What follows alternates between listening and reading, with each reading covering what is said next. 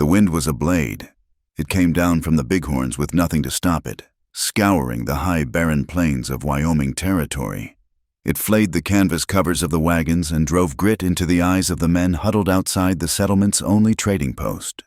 It was a mean wind, promising a mean winter. The wagon train, 2 wagons and a half-dozen outriders, was not a merchant train. It carried no barrels of whiskey, no crates of rifles, no bolts of calico. It carried women. They called them bride contracts, a name cooked up back east to make the thing sound like a business arrangement. Here, at the edge of nowhere in 1873, they called it what it was, an auction. Ranchers and trappers came down from their isolated holdings, men who had not seen a woman in 6 months, and paid hard coin for a winter's companion, or, more honestly, for a pair of hands to salt meat, mend clothes, and share a cold bed. The auctioneer was a man named Sledge, who ran the trading post. He stood on a crate, his voice booming over the wind. "Gents, a hard winter approaches. A man needs help to see it through. These ladies have come a long, hard way, seeking protection and a good home." 2 women had already been sold. One, a pale girl from Ohio, no more than 17, had wept openly as a burly, bearded trapper led her away.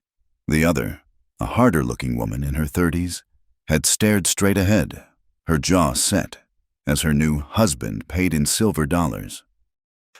"Now," Sledge gestured to the back of the last wagon. "And our final offering, Miss Lorna Harris. Come on down, girl."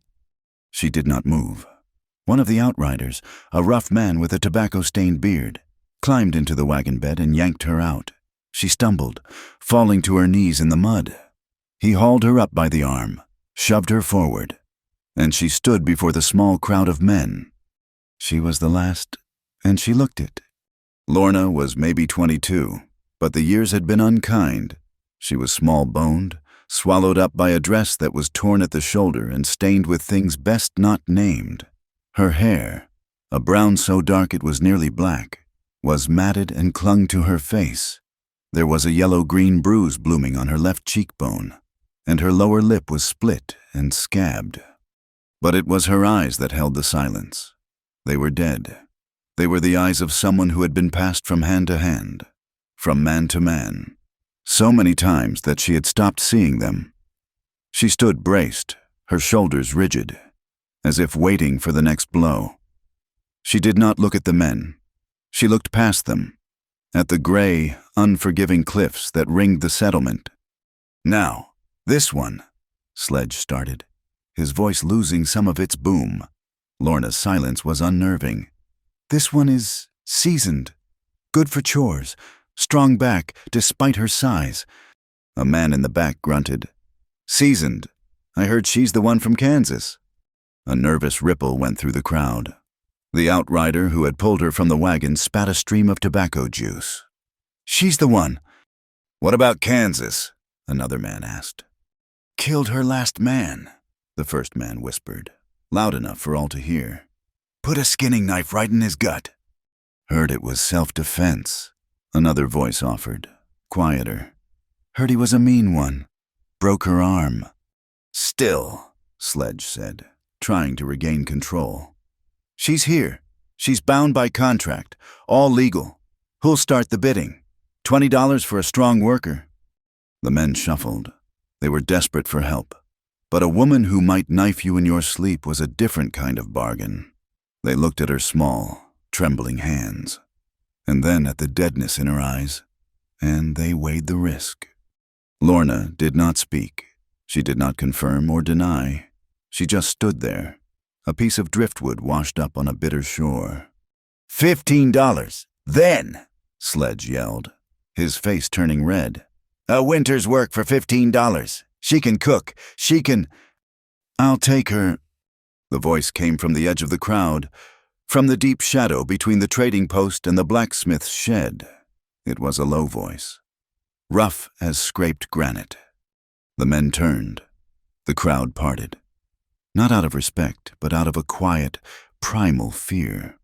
He was a tall man, taller than any of them, and built of long, hard lines. He wore a buffalo hide coat that had seen better decades. He moved like a shadow, and as he stepped into the weak afternoon light, the reason for his silence became clear. The left side of his face was a ruin. A mass of puckered, glossy scar tissue pulled his eye down at the corner and erased half his mouth, giving him a permanent, grim sneer. It looked like an old powder burn, or maybe a fire. He rarely came to town. This man, Eli Mercer, he ran a high-country ranch so remote it was considered haunted by the wind. Sledge, for all his bluster, looked pale. "Mercer, we're taking coin today." Eli Mercer did not move. He looked at Lorna. It was not a look of lust or even interest. It was the look a man gives a broken tool he might be able to fix. He just stared, his one good eye unblinking. Lorna, for the first time, focused. She looked at him. She saw the disfigured face, the immense, quiet power in his stillness. She had seen men like this. They were the quiet ones, the ones who hurt you slow. Her breath hitched, just once, but she did not look away. "I said, coin, Mercer," Sledge repeated, trying to sound firm. Eli reached into his coat. The men tensed. He did not pull out a pouch. His hand emerged holding a small, metal object. He drew his arm back and threw it. It landed in the mud at Sledge's feet. Spinning once, it was a sheriff's badge, a tarnished, 5-pointed star, crusted with dark, dried blood in the engraving. A collective gasp sucked the air out of the street. No one knew where the badge came from, or whose blood was on it, but every man there understood its meaning. It was not a payment. It was a settlement. It was a silencing. Sledge stared at the badge as if it were a rattlesnake. He swallowed, his Adam's apple bobbing. He looked at Mercer's cold, waiting stare. He looked at Lorna, who was already lost. He bent down, his hands shaking, and plucked the badge from the mud. He wiped it on his pants and slipped it into his pocket. "Sold," Sledge whispered, his voice cracking. "To Mr. Mercer." He motioned with a shaky hand. "Go on, girl. You're his—" Lorna was handed over. She did not fight it. She had been handed over before. She knew the steps.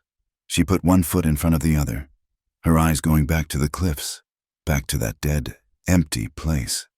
She stopped in front of Eli Mercer, waiting for his hand to grab her arm, to shove her.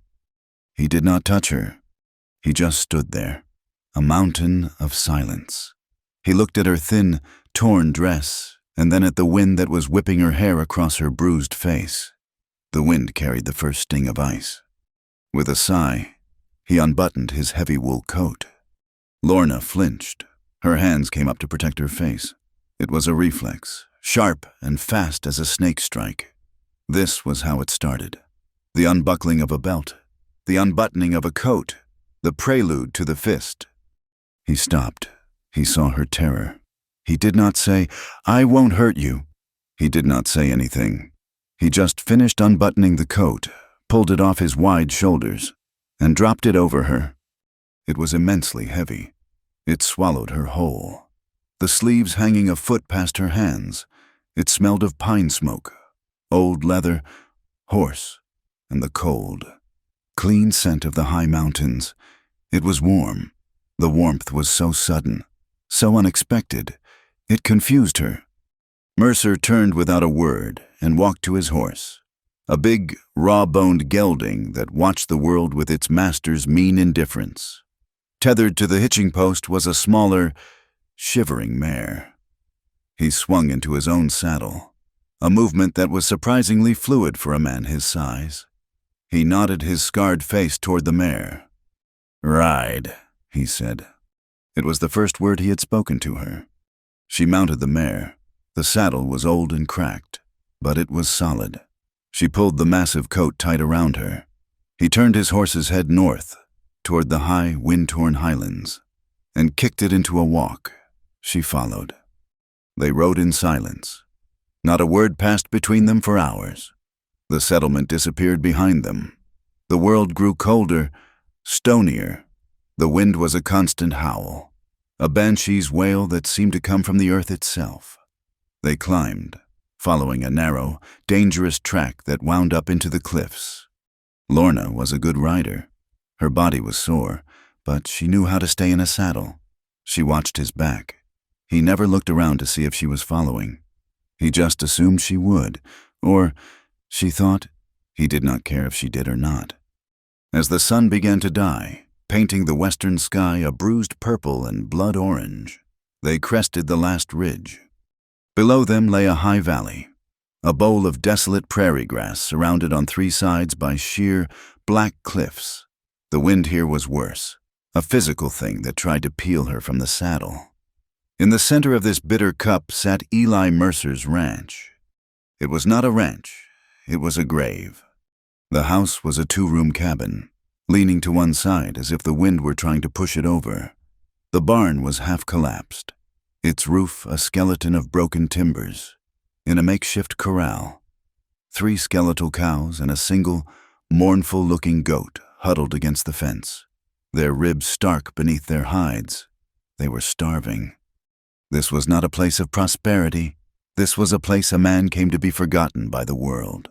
It was clear he lived like a ghost, haunting the edges of his own life. He dismounted, led his horse to the barn, and began to unsaddle it. He did not help her. He expected her to do her own work. She swung down, her legs numb, and fumbled with the cinch on her mare. He finished with his own horse, gave it a scant measure of feed, and then took her mare, finishing the job without a word. He led the animals into the dubious shelter of the ruined barn. He walked to the cabin, pushed the door open, and went inside. She followed, because there was nowhere else on earth to go. The inside was one room. It was dark, and it was freezing. A stone fireplace dominated one wall, its hearth black and cold. There was a rough-hewn table, 2 chairs, and in the corner, a narrow cot with a straw-stuffed mattress and a single, filthy blanket. In the opposite corner was a pile of furs, wolf and coyote, that he clearly used as his own bed. He dropped a small sack of flour and coffee he'd bought in town onto the table. He went to the fireplace, knelt, and with practiced, efficient movements, used his flint and steel to start a fire. The dry kindling caught, and a weak, smoky light filled the room. He gestured to the cot. "Yours." He picked up the pile of furs, walked to the hearth, and dropped them on the floorboards, as far from her cot as the small room would allow. He was giving her the bed. He turned to the fire, taking a pot to fill with water from a bucket by the door. He did not speak much, and when he did, it was clipped and grim. "Water's low," he said, more to himself than to her. "Snow will come tonight." Lorna stood by the door, still wrapped in his coat. She was shaking, but not just from the cold. She did not understand this. He had bought her. He had brought her to this place of death. He was a huge, disfigured man who lived in silence. And he had given her the bed. She expected violence. She expected him to drink, if he had any whiskey. She expected him to finish his chores, bolt the door, and then turn to her. She knew the look. She knew the sound of a man's breathing as he made his decision. That night, she did not undress. She lay on the cot, facing the wall, her body rigid. She pulled the thin blanket over his heavy coat. She listened. She heard the pop and crackle of the fire. She heard him scrape a pot, and the smell of hot, bitter coffee filled the air. He did not offer her any. She heard him sit at the table, the scrape of his chair, the sound of him drinking, the long, deep silences in between. She waited. She listened for the sound of the chair pushing back, for the sound of his boots on the floor, approaching her. Hours passed. The wind shrieked outside. She heard him get up. Her body went rigid, her eyes screwed shut. She heard his boots, but they didn't come toward her. They went to the door. She heard the heavy wooden bolt slide into place. Then the boots returned, not to her bed, but to the fireplace. She heard the rustle of the furs, a heavy sigh, and then the sound of his breathing deepening. settling into the slow, rhythmic pattern of sleep. He did not come to her. Lorna lay awake for a long time. The silence was a new kind of terror. This man was not like the others. And that, she thought, might be the most dangerous thing of all. She finally slept, a shallow, exhausted sleep, and woke in the gray, frozen light of dawn. The fire was embers. He was gone. The pile of furs was empty. She sat up, her heart pounding. Had he left her? She got off the cot, her bare feet hitting the freezing floor. His coat was still around her. On the table was a hunk of dry bread and a small piece of hard cheese. She went to the door, pulled back the heavy bolt, and looked out.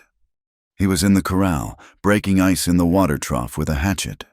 The wind was still howling. He did not look up. He was a man of routine.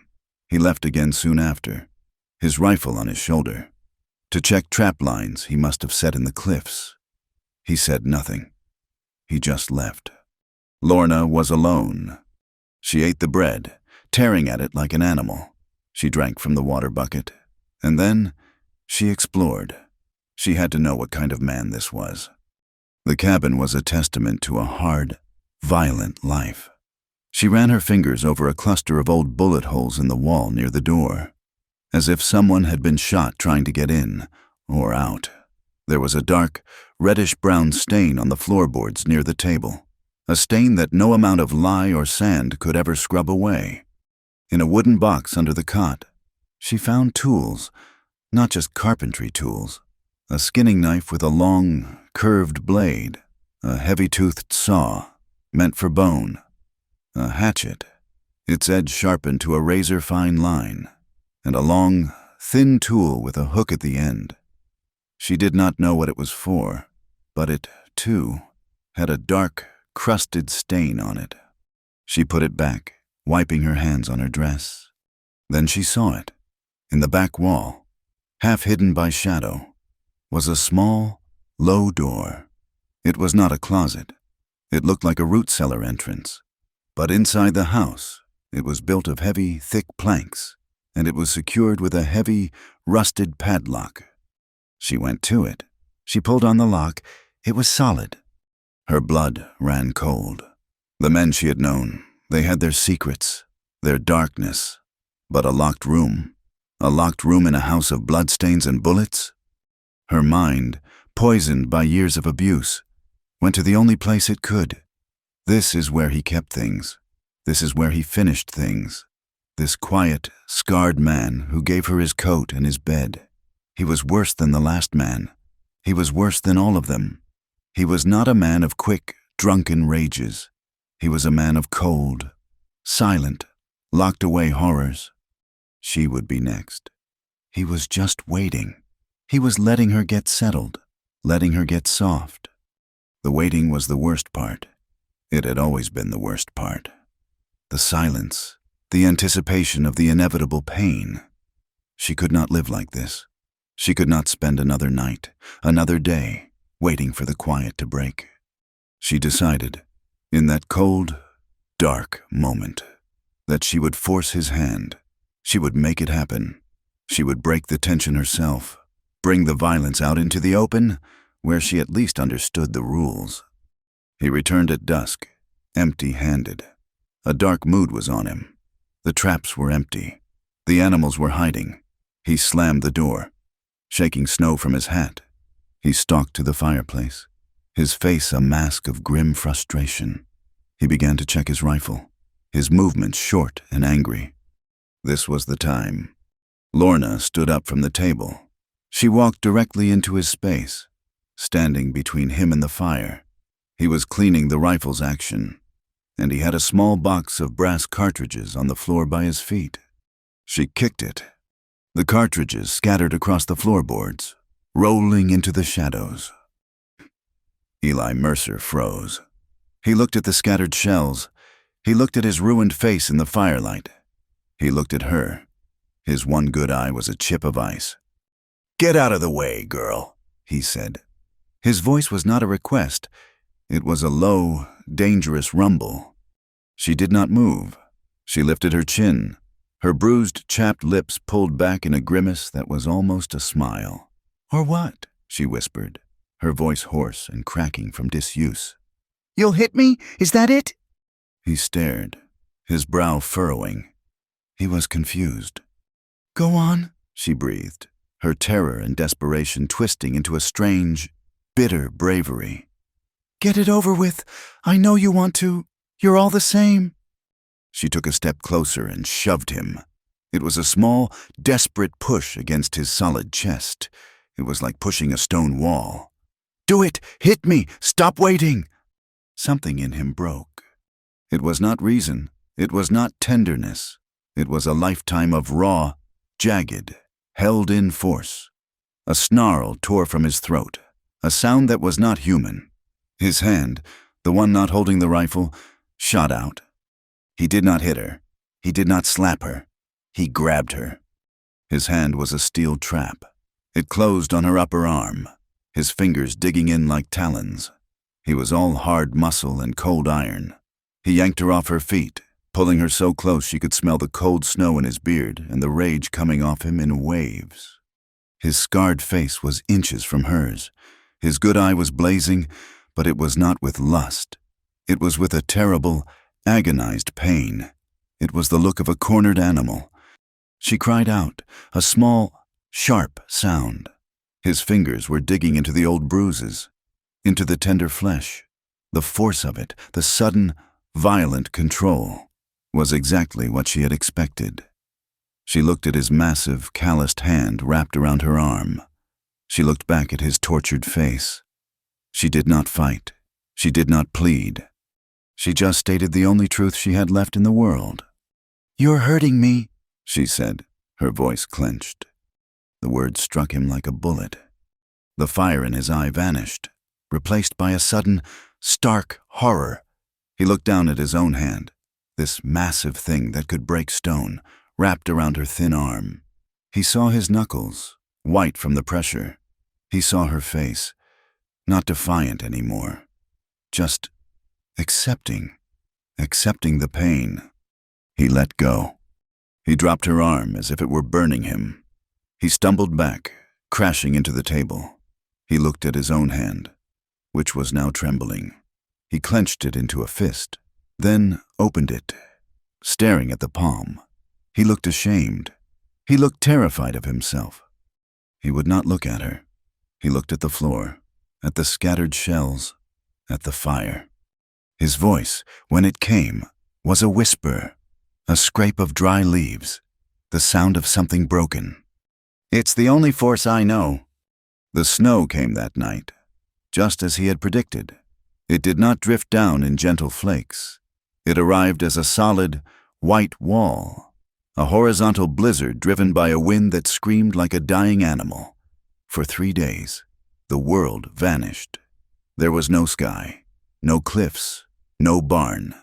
There was only the cabin and the deafening, suffocating roar of the storm. They were trapped. The settlement was a lifetime away. No supplies could come in. Nothing could go out. They were 2 people buried alive at the top of the world.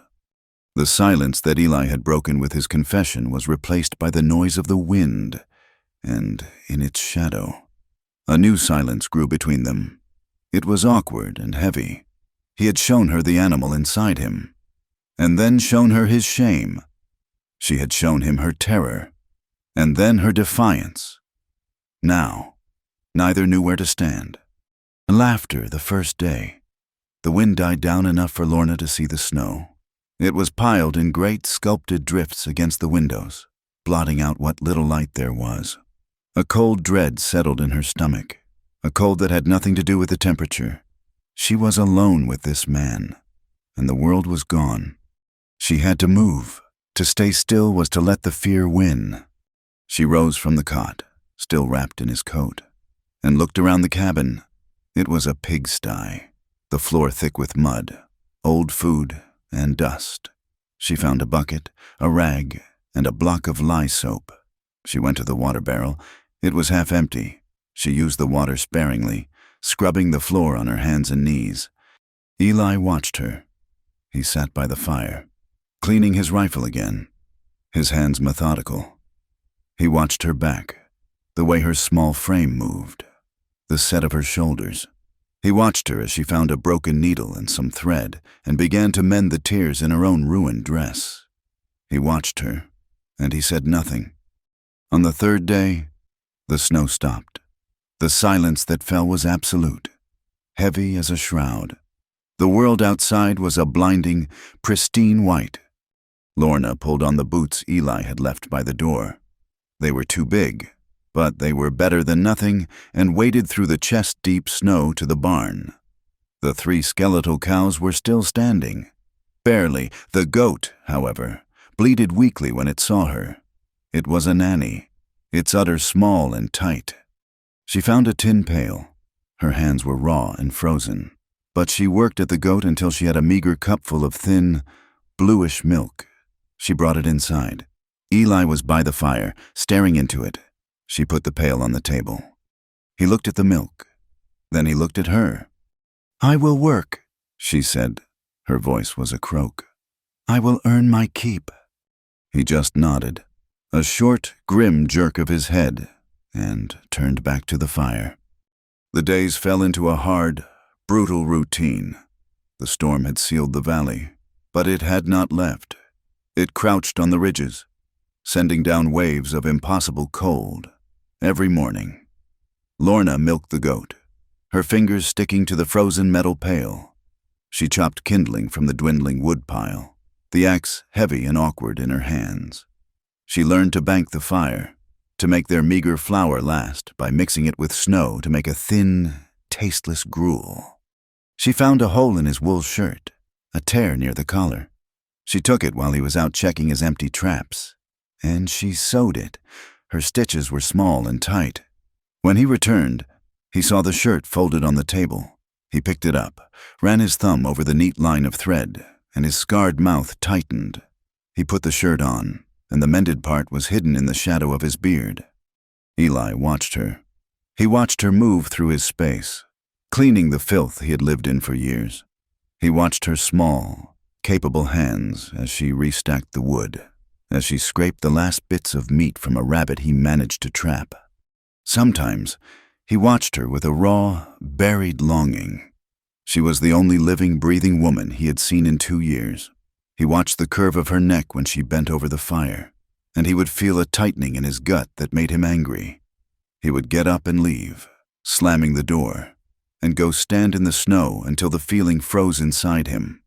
Other times, he watched her with a crushing guilt. He saw the bruises on her face, the old, silvery scars on her hands. He saw the way she flinched if he moved too quickly for the coffee pot. He saw the deadness in her eyes, and he remembered the badge, crusted with blood, that he had thrown at Sledge's feet. He had bought her. He was no better than any of them. He had just paid with a different coin. One morning, the cold was so sharp it felt like glass in the lungs. Lorna woke and Eli was already gone. The cabin was freezing.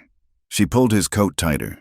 She never took it off, and went to the barn, carrying the pail for the goat. She pushed open the heavy barn door and stopped. Eli was kneeling in the frozen hay, the weakest of the 3 cows. A young calf born too late in the season was lying on its side. It was frozen solid, its eyes open and opaque.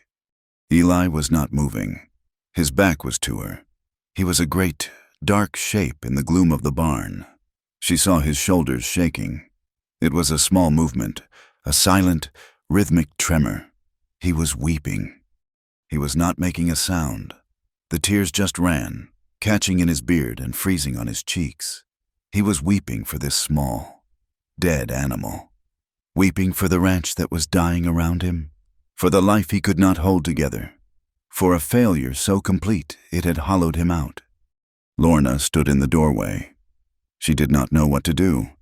The men she had known used tears as a weapon, a prelude to a drunken rage. But this was grief. This was silence and salt water. She did not speak. She did not touch him. She slowly unwrapped the thin wool shawl she wore under his coat. It was the only thing she owned that was truly hers. It was old and frayed, but it was warm. She stepped forward, her boots crunching in the snow. He heard her and his whole body went rigid. He wiped his face, his movements harsh and angry, ashamed to be seen. He started to rise, to turn on her. Before he could, she simply held out the shawl. He froze, his hand halfway to his face. He stared at the piece of faded wool. He looked at her. Her face was blank, her eyes holding no pity, no judgment. It was just an offering. His hand, the one that had grabbed her arm, reached out. His fingers, thick and scarred, brushed hers as he took the cloth. It was the first time they had touched skin to skin. He held the shawl, this small, soft thing, in his massive, rough hand. He did not say thank you. He just stuffed it into his pocket, his face a mask of stone, and stalked past her, out of the barn and into the blinding white. The days got harder. The trap lines were empty. The flour sack was almost empty. They were down to boiling old bones for a thin, greasy broth. Hunger became a permanent resident in the cabin, a cold, hollow ache in the belly. One night, the wind picked up again, and with it came a new sound, a chorus of howls, thin and high and hungry. A wolf pack, driven down from the high country by the storm. Eli bolted the door and put another log on the fire. He checked his rifle. "Stay inside," he ordered, and went out. Laxness, born of hunger and cold, had made him careless. He had left the old mare, the one Lorna had ridden, in the broken-down corral instead of the barn. The wolves were smarter. Lorna heard it. A single piercing scream from the horse, a sound of pure terror that was cut short by a wet, savage tearing. She heard the snarling, the cracking of bone. Eli ran back, his rifle barking twice into the darkness. The howling retreated, but the damage was done. He came back inside. He did not say anything. He just sat at the table, his face carved from ice, and stared at his hands. He had failed again. He had lost another mouth to feed. Yes, but he had also lost a good horse. He had lost capital. Lorna watched him. She knew what this meant. She knew debt. She had been paying debts all her life. The goat gave almost no milk. The food was gone. The horse was gone. And she was just another mouth, another burden. She stood up. She felt a strange, cold calm. This was a bargain she understood. This was a world she knew. She walked to him. He did not look up. "Mr. Mercer," she said. Her voice was flat. He looked up, his one good eye cloudy with frustration. She began to unbutton the top of her dress, the dress she had mended. Her fingers were slow, clumsy from the cold. "What are you doing?" he asked, his voice low. "The horse is gone," she said, as if explaining simple arithmetic. "You paid for me. You are feeding me. I will repay what I owe." She pulled the dress off her shoulders, letting it fall to her waist, revealing the thin, patched chemise beneath. Her shoulders were small and sharp, her skin pale. She was shivering, but her eyes were steady. She was offering herself to him. Not in passion, but in payment. Eli looked at her. He saw her exposed skin, her ribs, the way she braced herself for his touch. A violent, cold anger rose in him. It was so sudden, so hot, it choked him. He slammed his fist on the table. The tin cup jumped and fell to the floor. "No!" he roared. The word was so loud it echoed in the tiny cabin. Lorna flinched, her whole body recoiling, her hands coming up to cover herself. "Get dressed," he snarled, his voice trembling with a rage she could not understand. He was not angry at her. He was angry at the world that had taught her this was her only value. He was angry that she looked at him and saw just another buyer. "I am not them," he bit out. He stood up, kicking his chair back, and turned his back to her, facing the fire. His whole body was rigid. "Cover yourself. I will not. I will not." He could not finish. He could not say the words. She, trembling, pulled the dress back up, her fingers fumbling with the buttons. He was angry. He had refused her. She did not understand. She had offered the only coin she possessed, and he had thrown it back in her face. This was a new kind of rejection, and it scared her more than his force had. She retreated to her cot and lay down, facing the wall, her body coiled tight as a spring. That night, the past came for her. She was back in Kansas. She was in the dark, dirty shed behind the saloon, and the man, her husband Silas, was coming toward her. He was drunk, his face slack, his eyes mean. He was unbuckling his belt. She was screaming. She was telling him no. She was scrabbling in the dark for the skinning knife she kept hidden.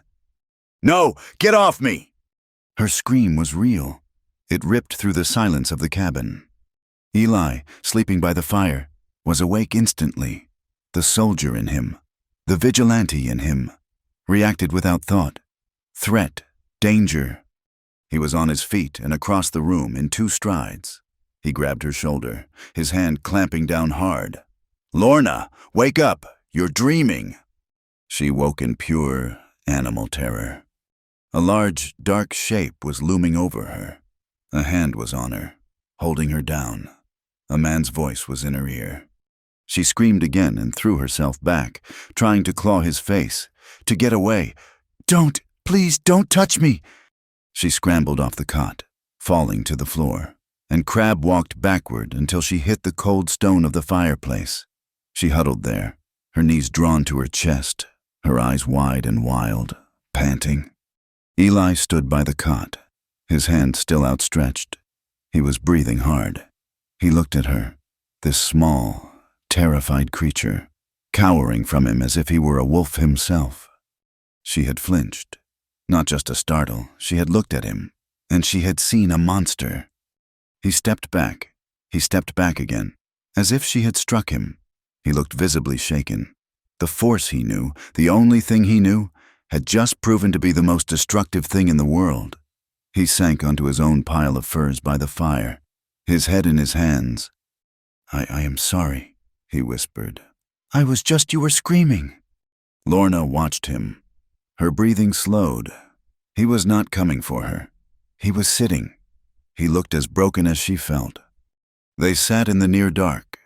The fire was down to embers. The only sound was the wind, which had returned. "Who was it?" he asked, his voice rough. He did not look at her. She did not answer for a long time. "The last one," she finally whispered. "In Kansas. The one they said I killed." Eli nodded slowly. He looked at his own hands. "I know about killing." He reached for a small log and placed it on the embers, his back to her. The wood sparked, and a small, weak flame licked up, painting his scarred face in lines of red and black. "I fought in the war," he said, his voice flat, as if reciting a list. "Missouri. I was not a good soldier. I was good at stopping things.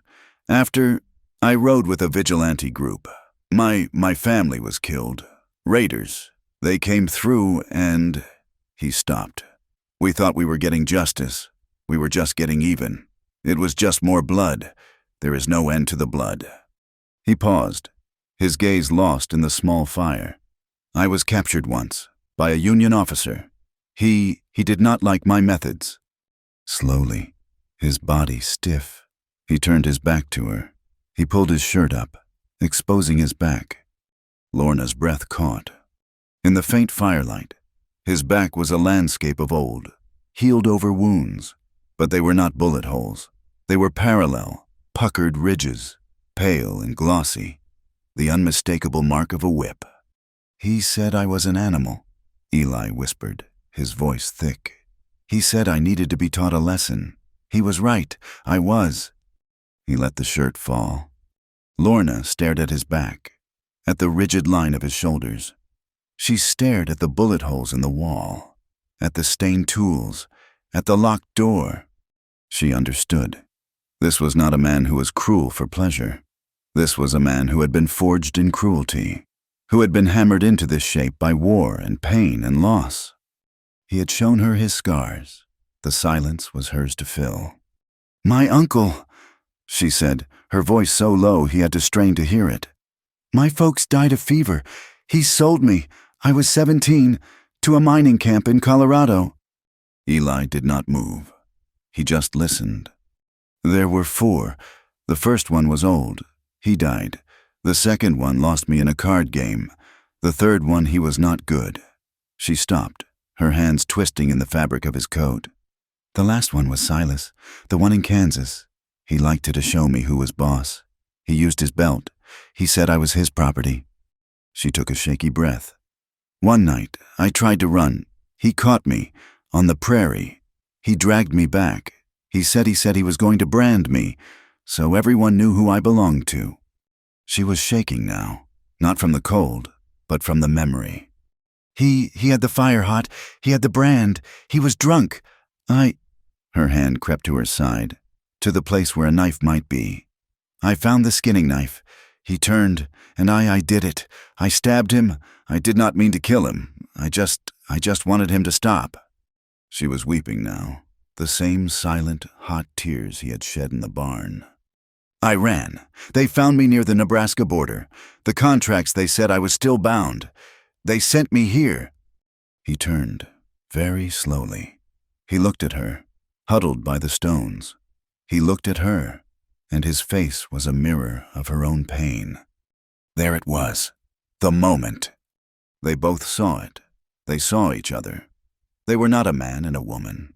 They were 2 survivors, 2 people who had been pushed so far that they had to meet force with force.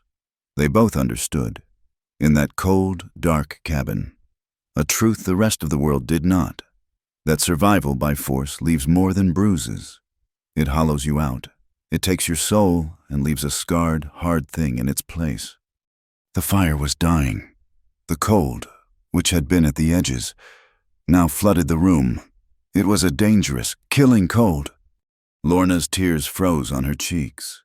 She was shivering violently. She looked at the dying embers, and then at her narrow cot, with its one thin blanket. Then she looked at his pile of furs, near the weak warmth. Survival. She stood up, her body aching. She walked to the pile of furs. This was not a transaction. This was not repayment. This was necessity. To sleep apart was to freeze. She stood over him, a small, dark shadow. We will be warmer," she whispered. He just nodded. She lay down on the furs, her back to him, curling into a tight ball. He lay down behind her, his body a solid, unmoving wall. They did not touch. They just lay there, sharing the small space, their breathing the only sound. But the cold was too deep. Even with the furs, it crept in. Lorna was shaking so hard her teeth chattered. This was not enough. She thought of the men. She thought of what they took. This man, he was different, but the cold was the same. She believed she still owed him. For the food, for the coat, for not being like them. She owed him her body, if only for its warmth. Slowly, her hands trembling, she sat up. She reached for the buttons of her dress. She would do this. It was the only way. She had to. She fumbled with the first button, and his hand shot out, grabbing her wrist. It was not a hard grip. It was just a stop. "Don't," he said, his voice a low growl. "But we are freezing," she whispered, her voice breaking. I owe." "You owe nothing." He let go of her wrist.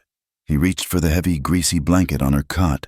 He stood up, towering over her, and he covered her. He draped the blanket over her, tucking it around her shoulders. Then he took his own buffalo hide coat, the one he had given her at the auction, and laid it on top of the blanket. He was leaving himself with nothing. He lay back down on the furs, on the outside of the blankets, his body a shield against the drafts from the door. He would take the brunt of the cold. She lay there, buried under the layers, a small, fragile warmth beginning to seep into her. She was stunned. "I don't understand," she whispered into the darkness. She heard him sigh, a long, ragged sound. "I don't want to take anything," he said, his voice so quiet she barely heard it. Not like that, not ever. I want you to give it. When you are ready." She went very still. Give. Ready. These were words from a language she did not speak.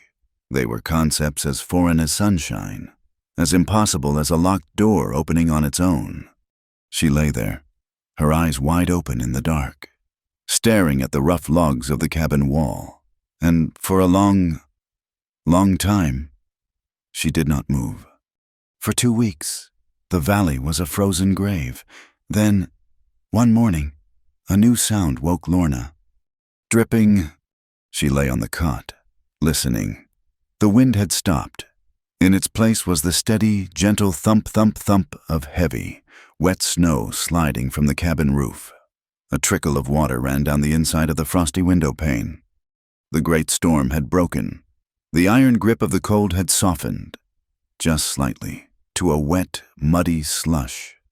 When Eli rose from his furs, he did not just tend the fire. He went to the door and stood in it, breathing the new, damp air. The world was no longer a solid, screaming white. It was a watery gray. The cliffs were visible again, their black rock streaked with melting snow, weeping lines down their faces. "The game will be moving," he said, more to himself than to her. He spent the morning oiling his rifle, his movements precise. He took the last of the jerked meat, a piece as hard and dry as wood, and shoved it in his pocket. He pulled on his heavy coat, the one he had slept beside rather than under. He looked at her. Their night of shared confessions, of shared warmth, lay between them like a fragile, new-formed sheet of ice. He had not touched her since, not even by accident. He had been careful to keep his distance, as if remembering her flinch, her terror. "I am going out," he said, "to hunt. The wood is low. Do not let the fire die." Lorna nodded. Pulling her own shawl, the one he had kept in his pocket for a day before returning to her, tighter. He paused at the door. "Bolt it behind me." "I will," she said. He left. She watched from the window as he waded through the deep, wet snow, his rifle resting in the crook of his arm, his tall, scarred figure the only moving thing in the vast, white bowl of the valley. Then he disappeared into the pines near the base of the cliffs. Lorna bolted the door. She sat at the table. The cabin was silent. It was the first time she had been truly alone since the storm. The silence was immense. It was no longer filled with the howling of the wind, or the sound of his breathing across the room. It was just empty. She looked at his pile of furs, still holding the impression of his body. She looked at the cot where she slept. She thought of his words. "I want you to give it, when you are ready." She had been property for so long. She had been a debt, a bargain, a thing to be paid for, a mouth to feed. He had, with those few words, made her a person with a choice, and it terrified her. Cruelty. She understood. Violence was a language she spoke fluently. She knew how to brace for a blow, how to make her body small, how to survive the pain by sending her mind somewhere far away. She knew the rules of that world. This new world, this world of kindness, of shared grief, of a man who slept on the floor to keep her warm, this world had no rules she recognized. His kindness felt like a trap. It was a hook, baited with something she had not allowed herself to feel in years. Hope. She found herself waiting for his return, listening for his footsteps. She found herself watching his hands, not in fear, but in curiosity. She had felt a strange, hollow ache when he had not touched her again. She recognized the feeling. It was the same feeling she'd had as a child, right before her uncle had taken her away. It was the feeling of wanting something, and the world had taught her that wanting anything was the surest way to have it ripped from you. He would change. He had to. He was a man. He was scarred, full of force and violence. He had admitted it. "It's the only force I know." He had said it himself. He was just waiting. He was being kind to gentle her, to make her soft, to make the eventual taking that much easier. She could not bear it. She could not bear the waiting. She could not sit here, day after day, waiting for the other boot to drop, waiting for the kindness to curdle into the same mean hunger all the others had shown. To be his property was a hell she knew. To be his, in the way his eyes sometimes looked at her, was a new, fragile, terrifying thing she could not risk. The pain of that, when it broke, would be worse than any fist. She would not wait for him to become cruel. She would leave. Her hands shook. She looked around the cabin. There was nothing to take. The coat on her back was his. The boots on her feet were his. The food in her belly was his. She found a piece of charcoal from the hearth. On a sliver of bark, she wrote. Her letters were clumsy, childish. "Thank you." She stared at the words. They were true. She was thankful. Thankful for the coat, for the food, for not taking. She added 2 more words, a declaration to him and to herself. "But I don't belong to anyone." She left the bark on the table. She unbolted the door and stepped out into the cold, wet world. She did not look back. She waded through the slush, heading not for the pass. She knew she would never make it, but for the other side of the valley, where the cliffs were broken. She just needed to be away. She just needed to be alone. Eli returned at sunset. A small buck draped over his shoulders. The kill had been hard won. A long stalk through waist-deep drifts. He was exhausted, but for the first time in months, there was meat. He pushed open the cabin door. "I got one," he said to the empty room. The fire was low, guttering embers. The cabin was cold. "Lorna?" He dropped the buck by the door. His eyes swept the room. The cot was empty. The chair was empty. He saw the tracks in the mud near the hearth. A cold, sharp feeling, colder than any blizzard, went through him, not anger, fear, a deep, hollow dread. He strode to the table. He saw the piece of bark. He picked it up, his large, scarred fingers dwarfing it. "Thank you, but I don't belong to anyone." He read the words 3 times. He understood the "thank you." It meant she did not fear him. He understood, "I don't belong to anyone." It meant she feared everything else. She feared the contract. She feared the world. She feared him being just another master. He let out a breath, a ragged, harsh sound. He had spent his whole life tracking things, men who had done wrong, animals for food. It was what he knew. Force and pursuit. He grabbed his rifle, which he had not even set down. He went back outside. It was almost dark, but the wet snow held the tracks perfectly. Small boot prints, his own, swallowed her feet. They were clumsy, wandering. She was not a woodswoman. She was just running. He tracked her through the twilight. The tracks led up the far side of the valley, toward a cluster of rocks he knew well. He moved quickly, his long legs eating up the ground, his fear a cold stone in his gut. He found her in a place he had not been in years, a burned-out cabin, the one his wife's family had built before the raiders came. It was just a chimney stack and 3 low, charred walls, open to the sky. She was huddled in a corner, out of the wind, her knees drawn to her chest. She was shivering violently, her skin blue in the dusk. She had no fire, she had no blankets. She had come here to die, or to freeze, or just to be free, even if it was only for a few hours. She heard him. Her head snapped up. Her eyes were wide with terror. She looked like a cornered rabbit. "Lorna," he said. His voice was rough from the cold. "Go away," she cried, her voice thin and cracking. "Go away. I am not your property." "I know that," he said, his voice quiet. He did not move closer. He stayed 20 feet away, his rifle pointed at the ground. You were just waiting," she wept, the tears freezing on her face. "You were being kind. I know that trick. You gentle the horse before you break it. You fatten the calf before the before." I am not them," he said, the same words he had snarled at her before. But now they were not angry. They were a plea. "You will be," she screamed. the sound echoing off the burned stones. I cannot bear it. Eli, I cannot wait for it. I cannot watch you every day and wonder when you will change, when you will get drunk, or when the hunt goes bad, or when you just decide, I would rather be here. He stood there for a long time, the dead buck a heavy weight on his shoulders. He finally understood. It was not his force that had driven her away. It was his tenderness.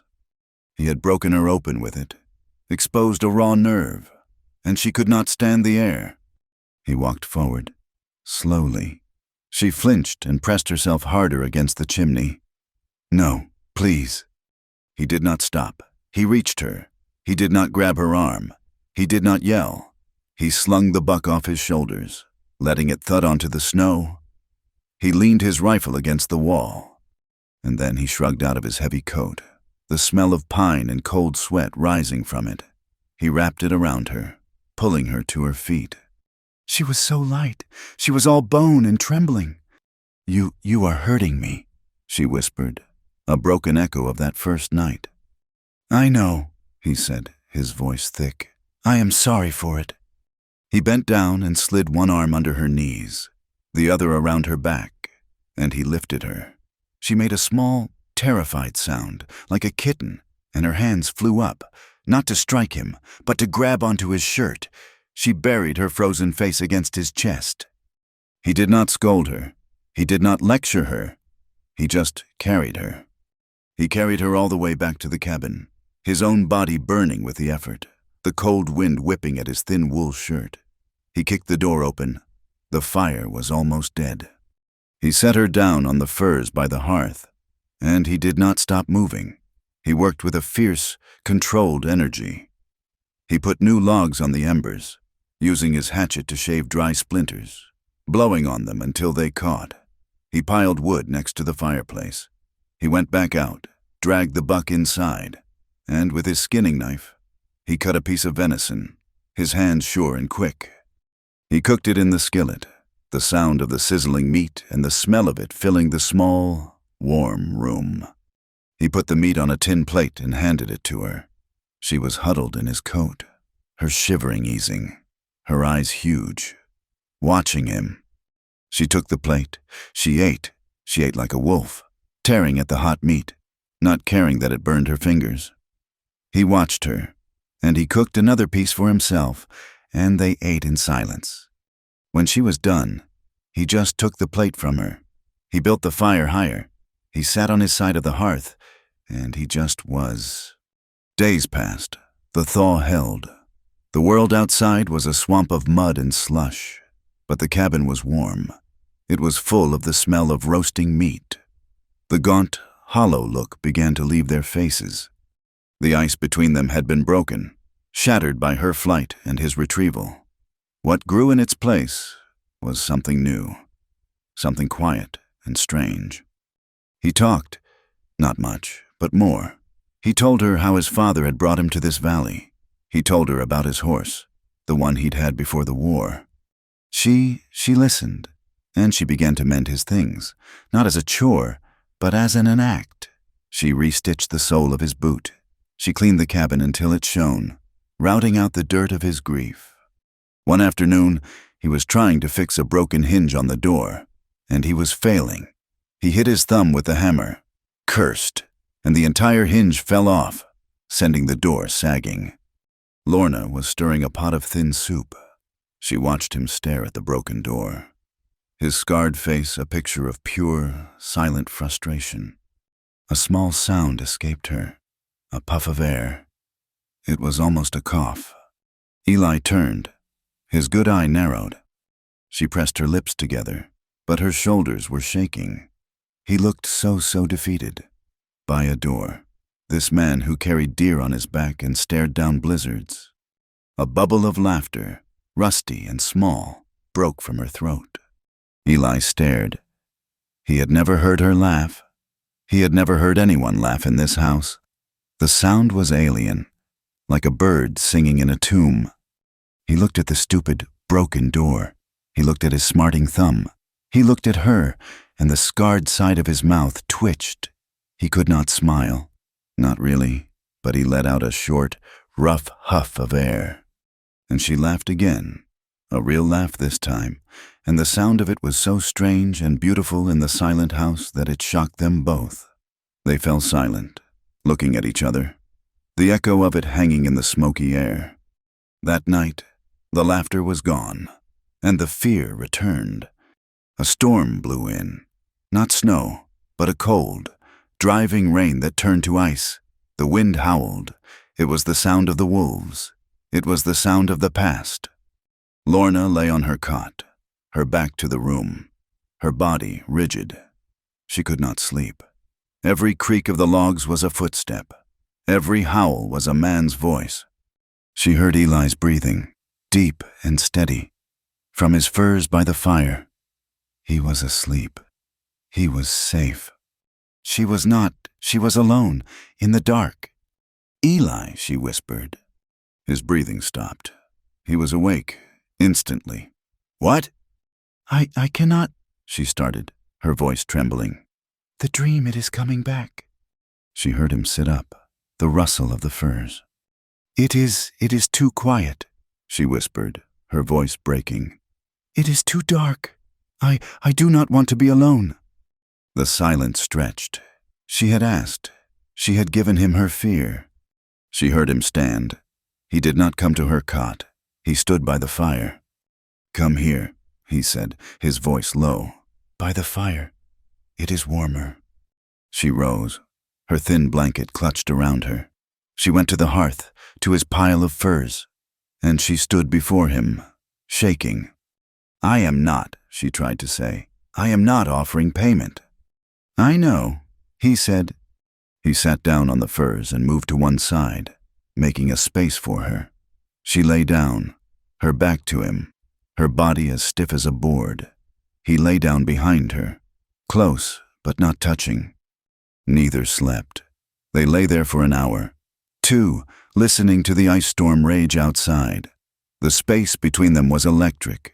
It was full of their confessions, their fears, their shared warmth. She was so cold.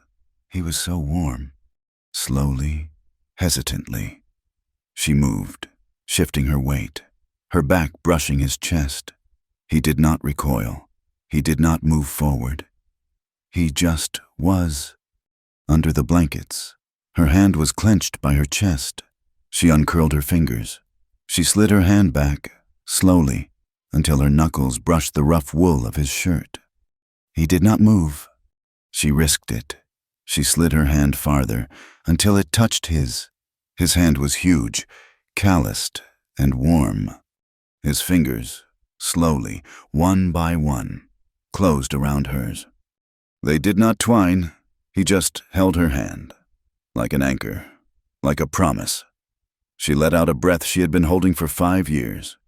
And for the first time, she slept without dreaming. They woke in the gray dawn, their hands still loosely clasped. The fire was embers. The storm had passed. It was awkward. She pulled her hand away, her face flushing. He sat up, running his hand over his scarred face, clearing his throat. They did not speak. He rebuilt the fire. She started to make coffee. She reached for the pot at the same time he reached for his cup. Their hands brushed. This time, neither pulled away. He looked at her. His one good eye was clear. He saw her, truly saw her. The bruises were faded. The split lip was healed. Her hair, which she had washed, was soft. She was beautiful. She looked at him. She saw the scarred face, the ruined mouth, the deep pain in his eye, and she was not afraid. He leaned in, his movements slow, clumsy. He had forgotten how to do this. He was giving her every chance to pull away. She did not pull away. She rose on her toes, just a little, and she met him. It was not a good kiss. It was chapped lips and beard scratch and the bitter taste of coffee. It was awkward and strange and terrified. It was two people who had forgotten how to be gentle, trying to remember. He pulled back, his face full of a question he did not know how to ask. she answered it. She put her hand on his chest, feeling the heavy beat of his heart, and she kissed him again. This time it was not a question, it was an answer. He was so large. He was all force and old scars, but his hands, when he finally raised them to touch her, were shaking. He touched her hair, his calloused fingers gentle, as if she were a piece of thin glass. They made love. It was not perfect. It was not beautiful. It was not like the stories in the dime novels. It was tender. It was hesitant. It was two people, terrified of ruining the one good thing they had found. He moved with a deliberate slowness, his body a question, his eyes fixed on hers, checking, always checking. Am I hurting you? And she was not property. She was not a debt. She was not a payment. She was giving. She met his force, not with resistance, but with her own fragile strength. She held on to his shoulders, and for the first time in her life, she was not surviving. She was not enduring. She was there. After they lay tangled in the furs, the morning light filling the cabin, the fire was warm. The world was quiet. Eli held her, his arm heavy and solid across her waist, as if he were afraid she might dissolve. And Lorna began to weep. He tensed. He pulled back, his face instantly panicked. I hurt you, Lorna. No, she sobbed, and she turned in his arms, pressing her face against his chest. It was not the silent, pained weeping of the barn. It was a raw, racking, open grief. No, you did not. You did not hurt me.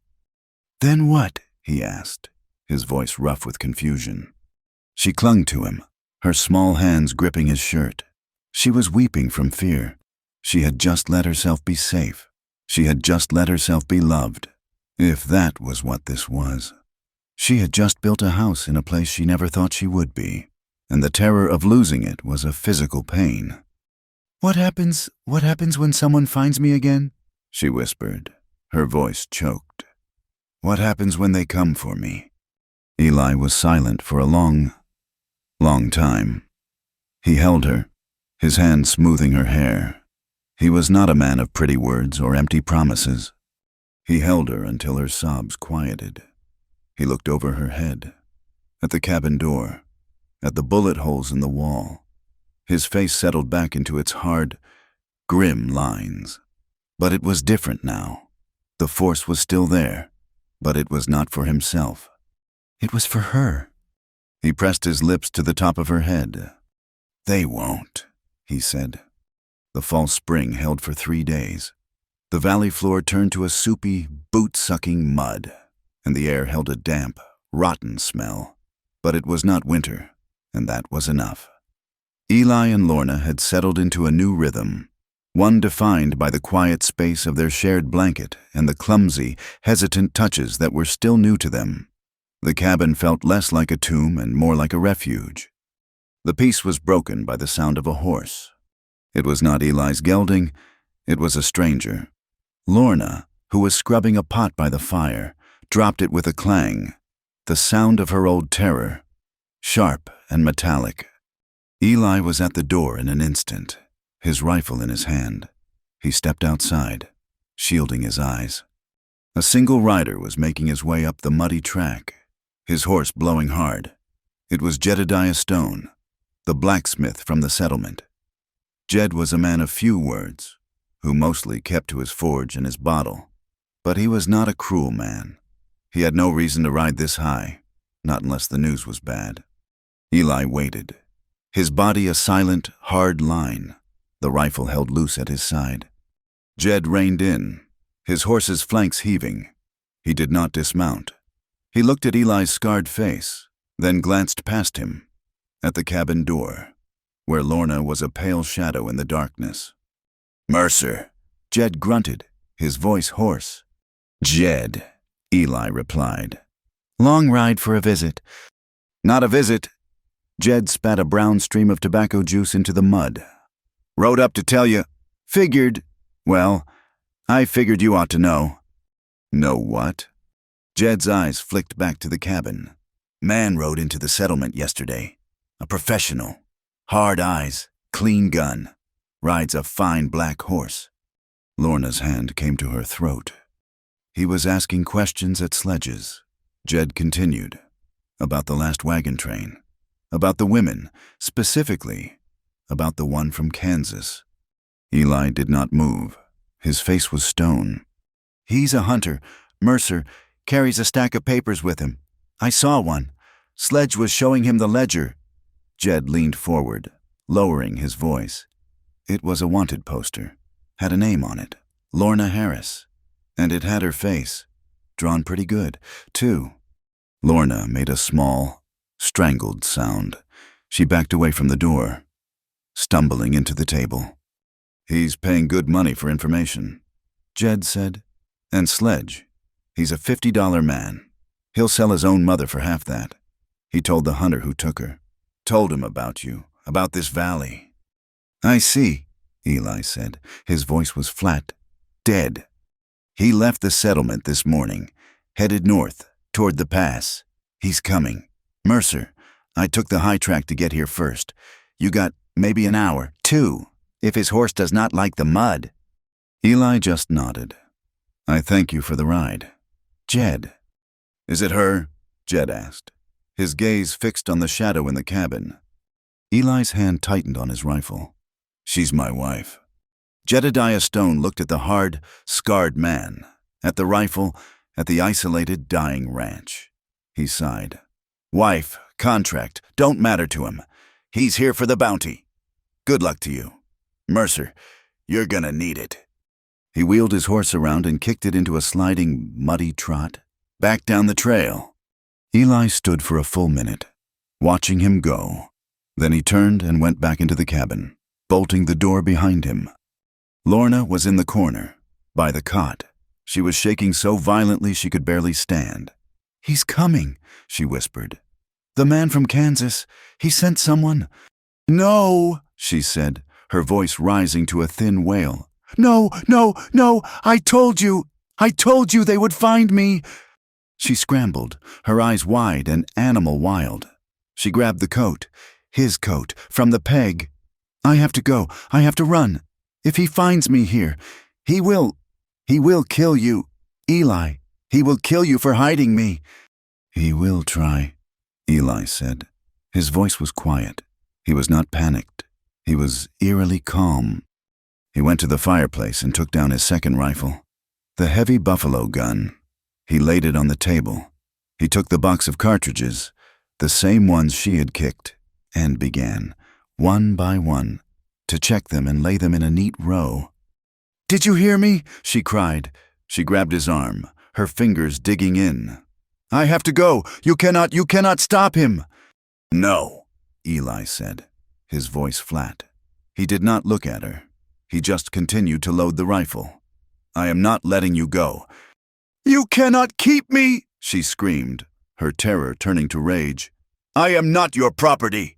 You said I could choose. I am choosing to leave. He stopped. He put the rifle down, and he turned to her. He put his large, calloused hands on her shoulders. His grip was firm, not violent, but absolute. Lona, he said, his one good eye boring into hers. He is not here to talk. He is not here to bargain. He is a hunter. He gets paid if you are dead, or if you are in chains. You run, he will track you. He will catch you in the snow, and he will do God knows what to you before he brings you back. Is that what you want? I cannot, she sobbed. You are right, Eli said, his voice dropping, his grip softening. You are not my property, but I am not letting you run to your death. What then? She wept, her fists clenched against his chest. We will just wait for him to come and kill us both? I am not going to let him kill us, Eli said. He looked past her, toward the back of the cabin, toward the locked door. He is coming for one person, Eli said, his voice hard. He is not expecting two. He walked to the locked door. Lorna watched, her breath held, the place of her nightmares. He reached into his pocket and pulled out a large, iron key. Eli, what is in there? she whispered. He put the key in the rusted lock. It turned with a loud, grating groan. He pulled the heavy padlock off and opened the small, thick planked door.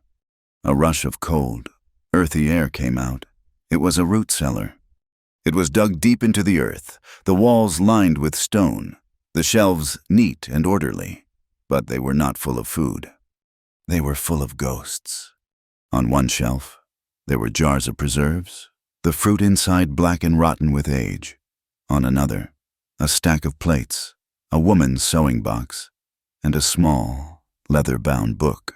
On the floor was a wooden chest. "This was my wife's," Eli said, his voice rough. "Her family's. When the raiders came, she hid in here.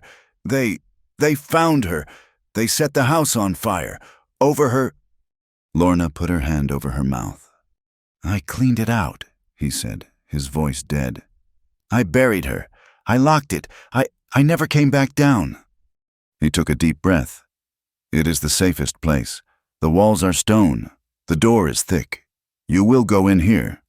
"No," Lorna said, her voice firm. "No. Eli, I will not hide in a grave. I will not let you fight him alone.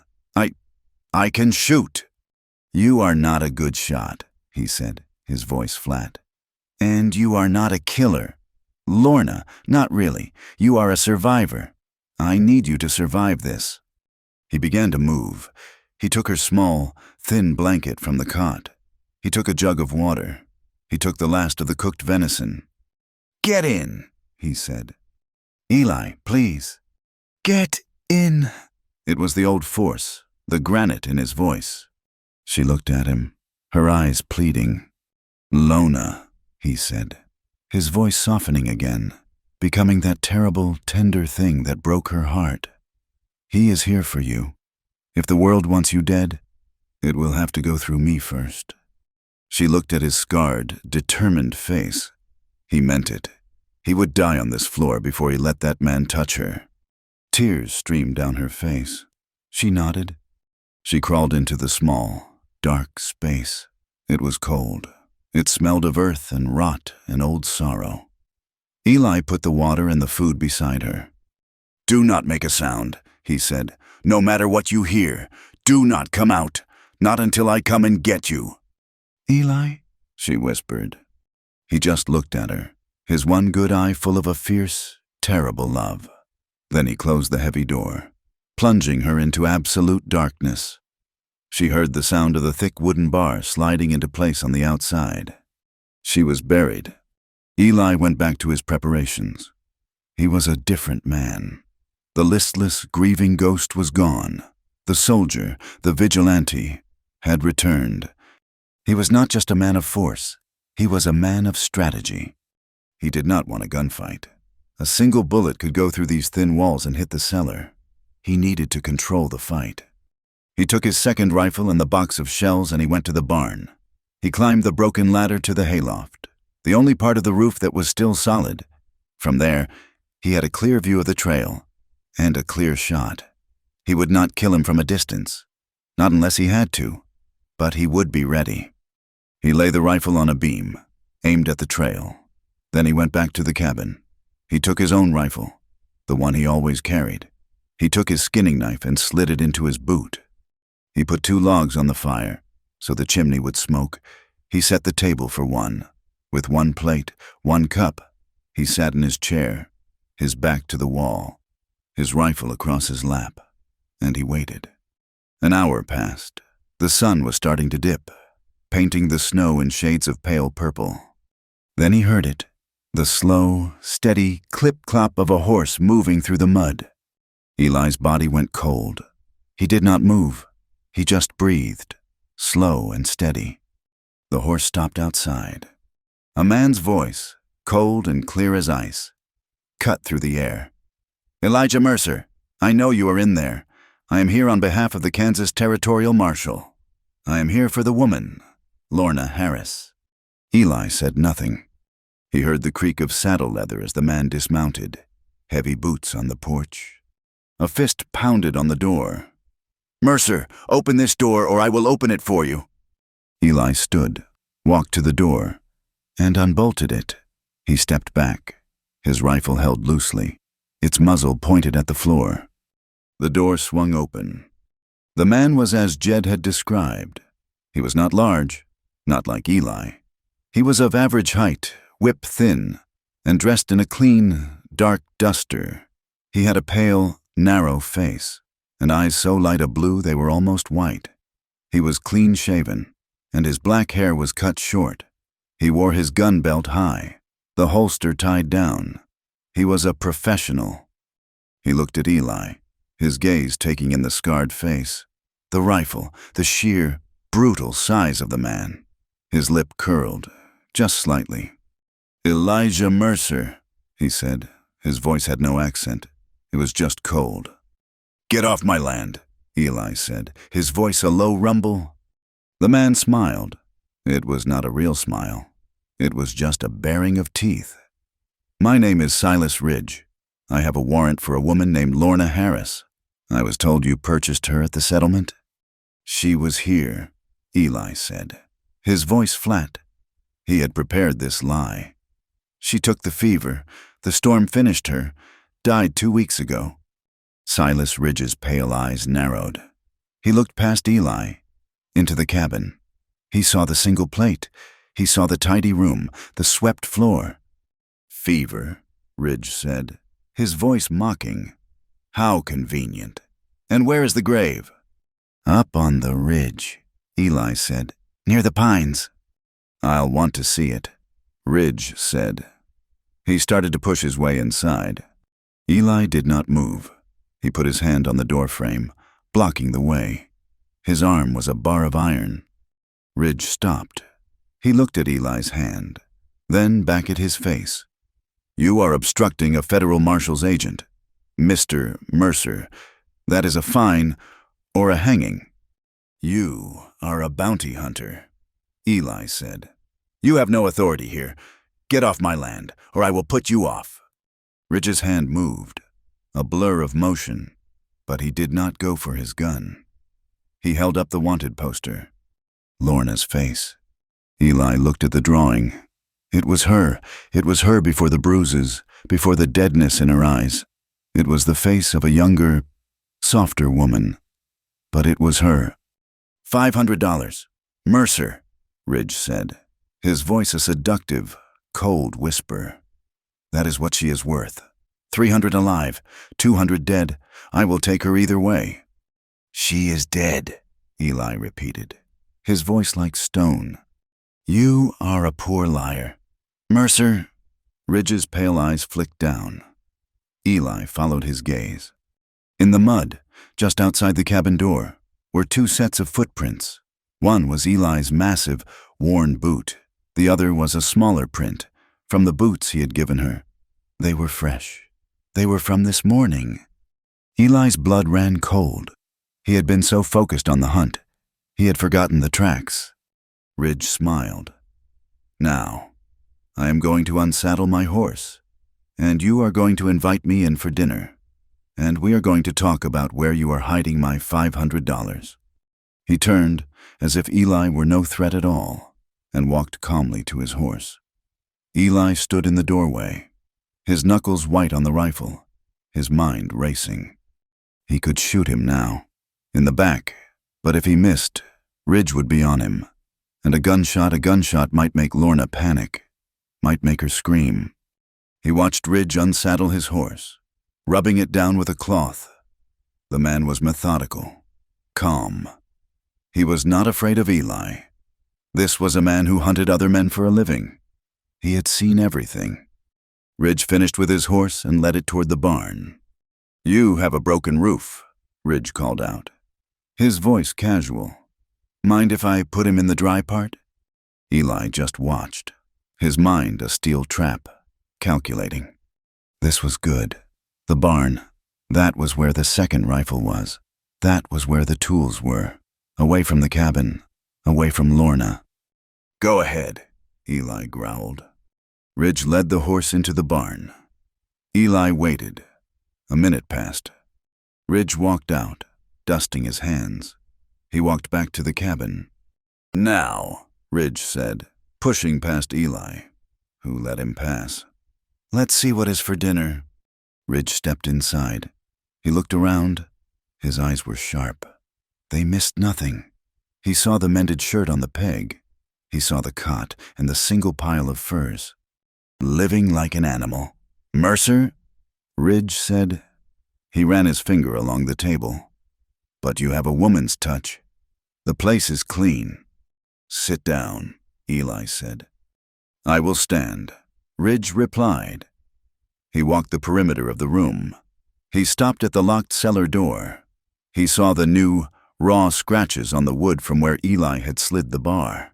He saw the iron key still sitting on the mantelpiece. He looked at the door. He looked at Eli. He smiled. Fever, you said, Ridge said, his voice soft. He tapped the cellar door with his knuckle. She must have a powerful sickness to need a door that thick. Get away from the door, Eli said, his voice low. Or what? Ridge mocked, echoing Lorna's words from that first night.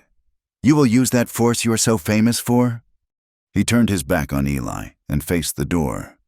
Lorna Harris, I know you are in there, the marshal in Kansas. He just wants to talk. You come on out, and I will make sure no one hurts you. He was lying. His voice was a snake's. In the cellar, Lorna heard him. Her heart stopped. She pressed her hand to her mouth, stifling her own breathing. Come now, girl, Ridge cooed. Do not make this hard on yourself, or on your friend. He turned to Eli. Last chance, Mercer, open the door, or I will. I told you, Eli said. She is not here. Fine, Ridge said with a sigh. He pulled his pistol. It was a clean, new Colt. We will do this the hard way. He was not pointing it at Eli. He was pointing it at the lock. No! Eli roared. He lunged. He did not go for his rifle. He did not want a shot. He lunged, his entire body a weapon, a 200-pound man of pure, desperate force. Ridge was fast. He had expected it. He turned, the gun coming up, and he fired. The explosion was deafening in the tiny cabin. The bullet tore through the fleshy part of Eli's shoulder, a white-hot poker of pain. It spun him around, but he did not stop. He was fueled by adrenaline. He crashed into Ridge, his shoulder screaming. The gun went flying, skittering into the corner. Ridge was thin, but he was wire and steel. He drove his knee into Eli's gut and his elbow into Eli's scarred face. Eli roared, a sound of pure animal rage, and he wrapped his massive arms around Ridge's body, lifting him off the floor and slamming him into the table. The table splintered, collapsing. Ridge was a dirty fighter. His thumb found Eli's good eye. Gouging. Eli bellowed, blinded, and threw him off. Ridge scrambled, crab-walking, trying to get to his gun. Eli, his shoulder on fire, his eye weeping, saw the gun. He kicked it, sending it spinning under the cot. Ridge was on his feet. He saw he was outmatched in strength. He ran. He bolted out the door, into the twilight. You are a dead man. Mercer! He screamed. Eli, clutching his shoulder, staggered after him. Not yet! Ridge was running for the barn. For his horse. Or, Eli realized with a jolt of cold terror, for the second rifle he had seen Eli stash in the loft. Eli ran, his boots slipping in the mud, his blood leaving a hot, dark trail. He was faster. His longer legs ate up the ground. He caught Ridge at the barn door, tackling him from behind. They crashed into the hay, a tangle of limbs and curses. It was dark in the barn. The only light came from the open door. The smell of horse and old, dry hay filled his lungs. Ridge was a snake. He wriggled free, his hand finding something on the wall, a hay hook. He swung it. The sharp point ripped through Eli's coat, glancing off his ribs, drawing more blood. Eli grunted, falling back.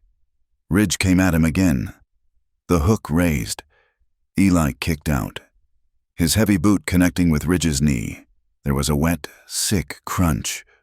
Ridge screamed, a high, thin sound, and fell.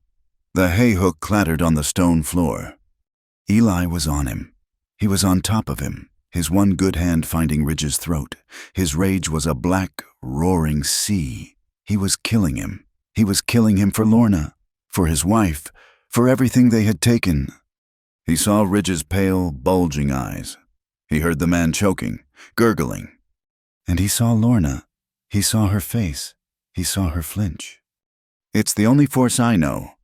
"No." With a strangled sob, Eli loosened his grip. He did not let go, but he stopped squeezing. He stopped killing. He raised his other hand, his fist clenched, but he did not strike. He just held him, his whole body trembling with the effort of not using the force. "Get up!" Eli growled, his voice thick with pain and blood. He hauled Ridge to his feet. Ridge's leg buckled under him. Eli dragged him out of the barn, his left arm useless, his shoulder a symphony of pain. He dragged him to his horse. "Get on." Ridge, weeping in pain, his knee ruined, tried to mount. He fell. Eli, with a grunt of disgust, grabbed him by the belt and the collar and threw him bodily over the saddle. He took the man's rope and he tied his hands to the saddle horn. "Ride," Eli snarled. He slapped the horse's rump. The horse, spooked, bolted, disappearing down the dark, muddy track, its rider a moaning, flopping shape. Eli stood there, panting, the world spinning. His arm was on fire. His side was on fire. He was covered in blood, his and Ridge's. He turned, and he staggered, one step at a time, back to the cabin. He fell through the door. "Lorna!" he choked out. The cellar door exploded outward, the bar thrown to the floor. She scrambled out, her face a white mask of terror. She saw him. She saw the blood, the cabin, a ruin of broken furniture, the dark, wet pool on the floor. She saw Eli, leaning against the wall, his shirt soaked, his face pale under the scar. You are hurt," she whispered. "He is gone," Eli panted. She did not cry. She did not panic. The woman who had been a survivor, a victim, was gone. She became a healer. "Sit," she commanded, her voice sharp. "At the hearth." He obeyed. He sank onto the furs, his back against the stone, his head swimming. She tore his shirt open, her hands quick. She saw the smoking, dark hole in his shoulder. She saw the long, bloody gash along his ribs. "Water," she said. He pointed. She got it. She found the rags. She found the needle and thread she had used to mend his shirt.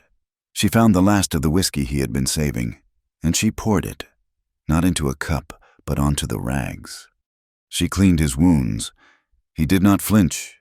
He just watched her face. She threaded the needle, her hands shaking, but only a little. "This will hurt," she said. "I know," he whispered. She began to stitch his shoulder, the needle pulling the skin tight. It was a crude, ugly job. He hissed, his body rigid, but he did not pull away. She finished the shoulder and moved to his side.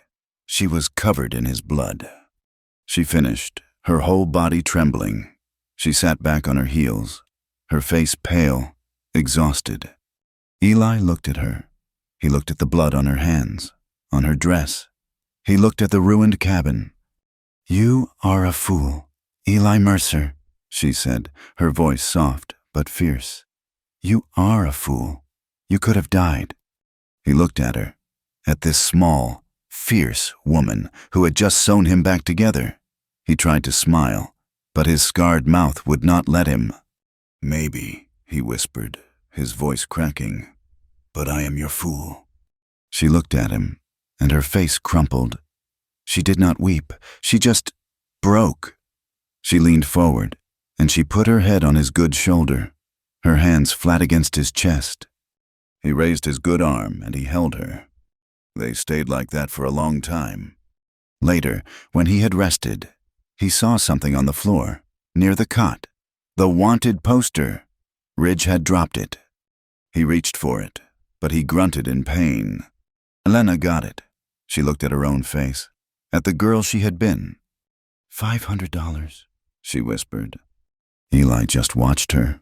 She walked to the fireplace. She held the poster, looking at it, then, deliberately, she fed it to the flames. They watched it curl, the drawing of her face blackening, turning to gray ash. They sat in the ruined cabin, in the smell of blood and smoke. The danger was gone, for now. Eli, she said, her voice quiet, staring into the fire. Yes. When spring comes, proper, what will you do? He looked at her. He knew what she was asking. Was this just survival? Was this just a truce until the weather changed? I am going to rebuild that fence, he said, his voice slow. I am going to buy some seed. I am going to plant corn on the south field. He reached out with his good hand, and he found hers. And I am going to build a new chair to replace the one I broke. She turned. She looked at him. He was talking about a future. He was talking about crops. He was talking about them. She squeezed his hand, and for the first time, in that valley, in that cabin, they were not just surviving. They were beginning to live. Spring came, not as a gentle promise, but as a muddy, violent brawl. The great drifts of snow collapsed, and the valley, which had been a quiet bowl of white, became a roaring, churning place. The creeks, swollen with meltwater, tore new paths through the prairie. The ground, frozen for months, thawed into a deep, clinging mud that pulled at a man's boots. Eli's shoulder healed badly. The bullet from Ridge's gun had torn the muscle, and Lorna's stitching, while it had saved his life, was crude. He would never again have the full, easy strength of that arm. His side was a puckered, angry scar, but he was alive. He was alive, and he was no longer a ghost. In the first weeks of the thaw, he was weak. It was Lorna who did the hard work. She was the one who climbed to the barn's broken loft, throwing down the last of the good hay. She was the one who hauled the water and milked the single, hardy goat. He would sit by the fire, his arm in a sling she had made from a flour sack, and he would watch her. He watched her fill the small cabin. She was no longer a shadow, a flinching, silent creature. Her hair, washed and tied back, was thick and glossy. The hollows in her cheeks had filled out. She moved with purpose. She was still quiet, but it was a different kind of quiet. It was not the silence of fear. It was the silence of presence. When he was strong enough to walk, he started with the fence line, digging new post holes in the soft earth, his one good arm straining. Lorna worked beside him, hauling the heavy posts, her small hands raw and blistered. But she did not complain. They were not mending his ranch. They were building theirs. One morning, he hitched the big gelding to the wagon. "We need seed," he said. Lorna paused, her hands in the bucket of goat feed. "To the settlement?" "We need seed," he repeated. "And flour and coffee." She looked down at her dress, the one she had arrived in, now washed and mended a dozen times. It was the only one she had. They will stare." "Let them," Eli said. The ride down was slow, the wagon wheels sinking deep in the mud. Lorna sat on the bench beside him, her back straight. When they rumbled into the small, muddy street, every head turned. Sledge, the auctioneer, was standing on his porch. He saw them. He saw Eli, his scarred face set like granite, and he saw Lorna, sitting beside him, not behind him, not walking. She was wearing Eli's old wool shawl, the one she had lent him in the barn, and she looked like she belonged there. Sledge's mouth dropped open, and he hurried back inside his store, as if he had seen a phantom. Jedediah Stone came out of the blacksmith shop, wiping soot from his hands. He nodded, a slow, respectful gesture. "Mercer, ma'am." Lorna nodded back. It was the first time anyone had called her ma'am in her life. Eli pulled up at the trading post. "I will be inside," he said. "Wait here." "No," Lorna said, her voice quiet but firm. "I need thread. And soap?" He looked at her, surprised. She was not asking. She was telling. He gave a short, single nod. They walked in together. The store was silent. The few men inside, trappers and ranchers, stopped their conversations. They looked at Eli, then at Lorna, then at Eli's arm, still held stiffly at his side. They knew what a bullet wound looked like. Eli walked to the counter. Sledge was there, looking pale. "Needs seed," Eli said. "Corn and bean, and 50 pounds of flour, coffee, salt." "Of course, Mr. Mercer," Sledge said, his voice slick and nervous. "Right away." While Sledge hurried to fill the order, Lorna walked through the small store. She picked up a spool of black thread, a block of lye soap. She saw a stack of old newspapers, brought in by the last supply wagon, their edges yellowed. She picked them up. 2. She had not read words on a page in 2 years. She brought her things to the counter. Sledge looked at them, then at Eli. Eli nodded, and Sledge added them to the bill. As they were loading the wagon, Jedediah Stone ambled over, his face grim. "Mercer," he said, his voice low, pitched so Lorna, who was arranging the sacks, could not hear. Eli stopped, a bag of seed in his good hand. "Jed." "Got word. From a trapper came down from the Wind River range." Jed would not meet his eye. "That bounty hunter, Ridge." Eli's body went still. "He made it to a camp, but he died. Not from the cold, from the infection. His leg." Eli just nodded, his face unreadable. "That is not the bad part. Eli," Jed said, his voice dropping to a whisper. "He had a brother, Amos Ridge, runs an outfit of hard men, ex-soldiers, vigilantes, the kind you used to know. The trapper said Amos found his brother, found the horse, and he swore an oath. He is coming here, not for a bounty, for vengeance, and he is not coming alone." Eli stared at the blacksmith, the new, fragile piece of the spring, the smell of the corn seed, the sound of Lorna humming in the wagon. It all evaporated. "When?" Eli asked, his voice flat. "Soon as the high passes are clear." Jed said, "Maybe a week, maybe 2. They say it is a whole outfit. Eli, 6, maybe 7 men." "I thank you, Jed," Eli said. He slung the last bag into the wagon, his bad shoulder screaming in protest. "Eli," Jed said, grabbing his arm, "get her out of there. You cannot win this. Not alone. Take her. Ride south. Do not come back." Eli looked at the blacksmith, his one good eye cold as winter. "This is my land." He climbed onto the wagon. Lorna looked at him. His face had changed. The quiet peace was gone, replaced by the stone mask she had seen the night Ridge came.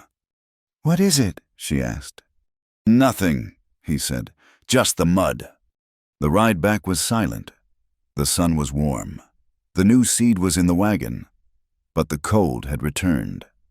That night, she sat by the fire, her lips moving silently, reading the old newspapers. She read him a story about a train in Ohio, about a new law in Washington. Her voice was soft, and for an hour, the dread receded. He sat at the table, his rifle broken down, cleaning it, oiling every part. His movements were steady, methodical. She stopped reading. "Who is coming? Eli?" He did not look up. "What do you mean?" "You have not cleaned that rifle in a week. You are checking the action on the buffalo gun. Your shoulder hurts, but you are lifting the ammunition box. Who is coming?" He stopped.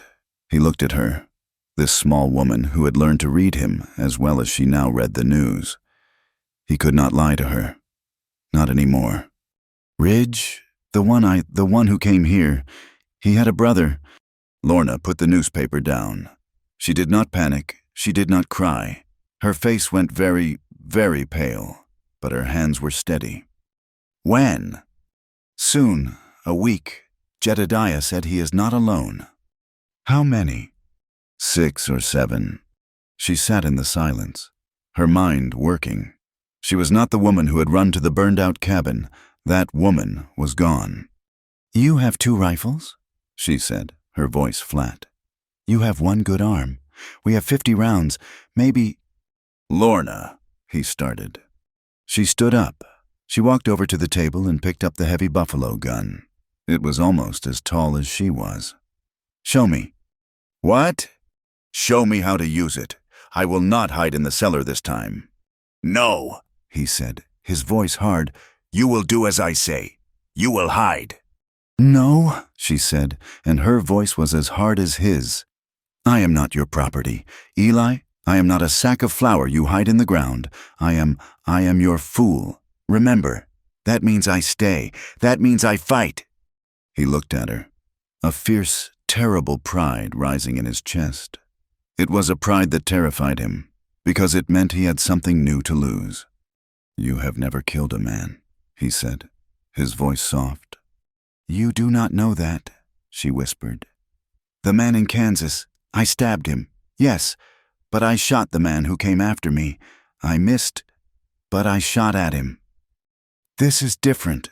This is not panic. This is aiming. This is seeing a man's face and stopping him." "Then teach me," she said. The next day, he took her up the ridge. He set a rusted can on a log. He showed her how to hold the heavy rifle, how to brace it against her shoulder.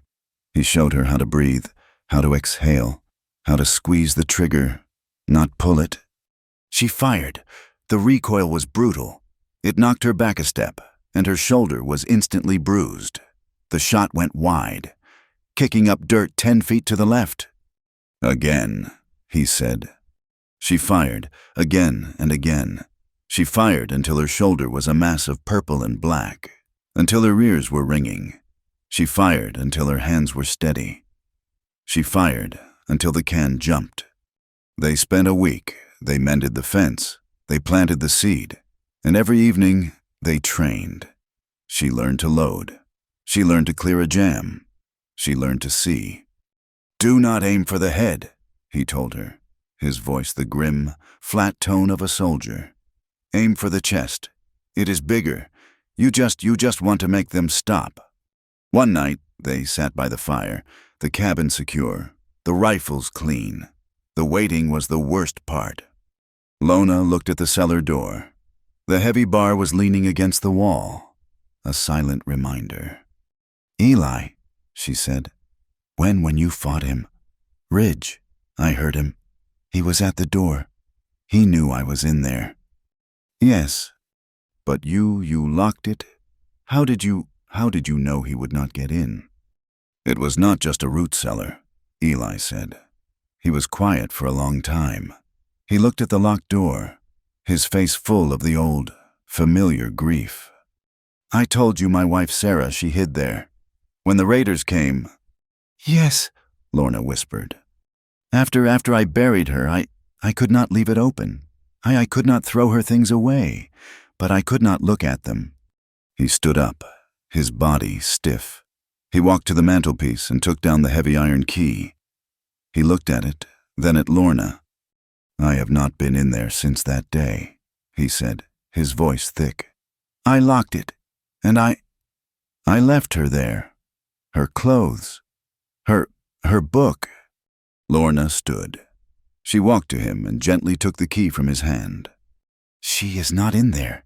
Eli," she whispered. She walked to the cellar door. She put the key in the lock. It was still stiff. She turned it. She pulled the bar away and opened the door. The cold, earthy smell wafted out. She took the lantern from the table and she went down. Eli stood at the top, his hand on the doorframe, his body trembling. He could not follow. Lorna descended the stone steps. It was as she remembered, cold, dark, and full of sorrow. The food Eli had given her was still there, but in the corner was the wooden chest he had spoken of. Her hands shook. She felt like a trespasser. She opened it. Inside were a woman's things, a simple calico dress, neatly folded, a pair of small, worn shoes, a child's rattle, carved from wood, and a small, leather-bound journal. She sat on the cold steps, the lantern light flickering, and she opened it. The handwriting was neat, precise. It was not a journal of feelings. It was a frontier woman's ledger. April 10th, 1867. The snow is late this year. Eli worries for the calves. I pray he is safe on the mountain. April 12th. Saw the first robin? I told Eli. He just grunted, but I saw him smile later, when he thought I was not looking. May 1st. Planted the corn. Eli built a new chair. It is sturdy. He is a good man, though the war left a shadow on him. Lorna read on. She read about the new calf, about the drought, about the fear of raiders, and the last entry, written in a hurried, shaky hand. August 4th. I see smoke. On the ridge. Eli is in town. I am going to the cellar. The entry stopped. Lorna closed the book. She was weeping. The silent tears she had once shed for herself, she now shed for this other woman, this woman named Sarah, who had loved this same scarred, quiet man, who had sat in this same small cabin, hoping for corn to grow, hoping for a child. She finally understood. She understood the depth of his grief. It was not just loss, it was guilt. He had not been here to save her. He had locked this door not to keep the world out, but to keep his failure, his grief, locked in. She came up the stairs, the journal in her hand. Eli was standing where she had left him, his face a pale, agonized mask. She did not say anything. She just handed him the book. He took it. His hand was shaking so badly he almost dropped it.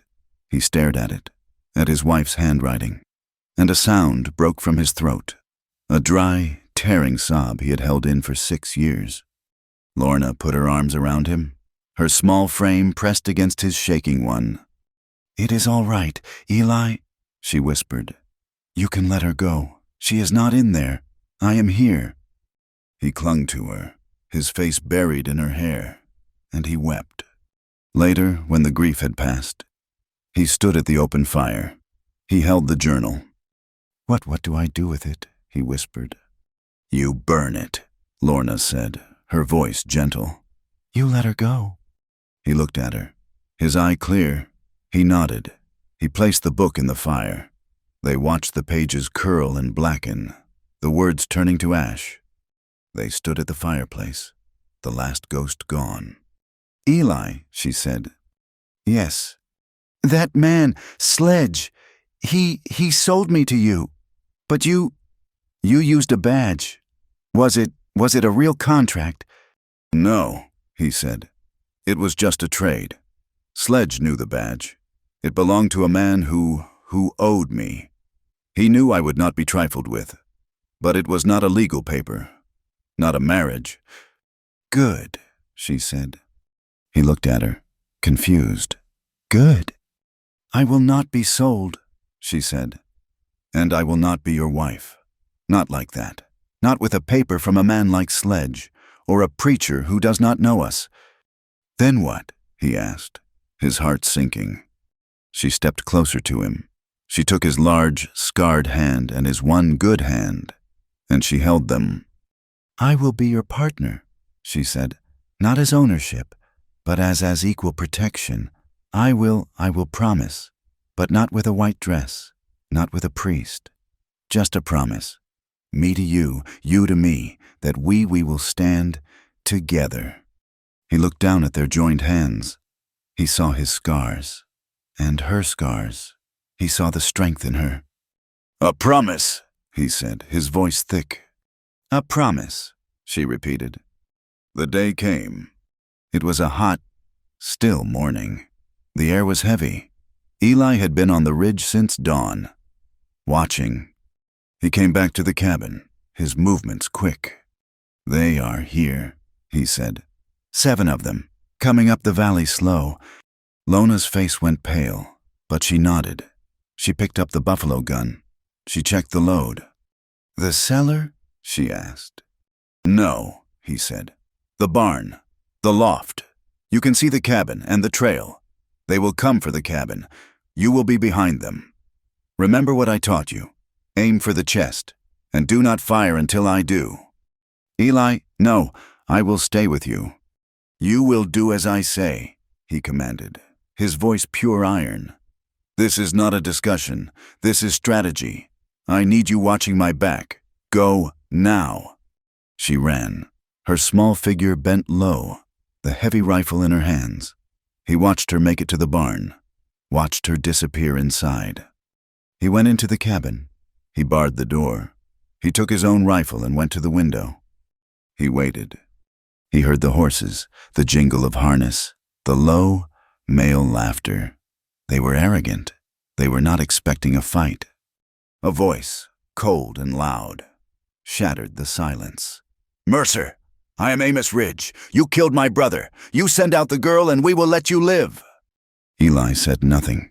He just raised his rifle. "Have it your way," Amos yelled. "Burn it!" A torch, already prepared, sailed through the air. It landed on the dry, warped shingles of the roof. The wood, baked by years of sun, caught instantly. Fire! They were burning it. A bullet smashed through the window, sending glass spraying. Eli fired back. A single, measured shot. A man screamed and fell from his horse. 1.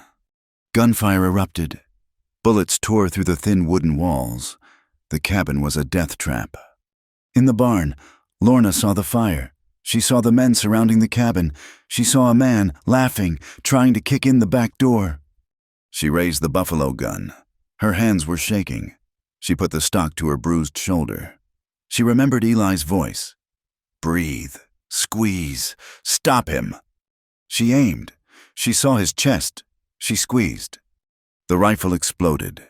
The sound a deafening boom. The man at the door collapsed. A hole in his back. She had done it. The men outside scattered, confused, looking for the second shooter. Eli used the confusion. He burst from the burning door, his rifle up. He shot 1 man, 2. Smoke was pouring from the cabin. The heat was intense. A man on a horse rounded the corner. He saw Lorna in the loft. He raised his pistol. Eli saw him. "Lorna, down!"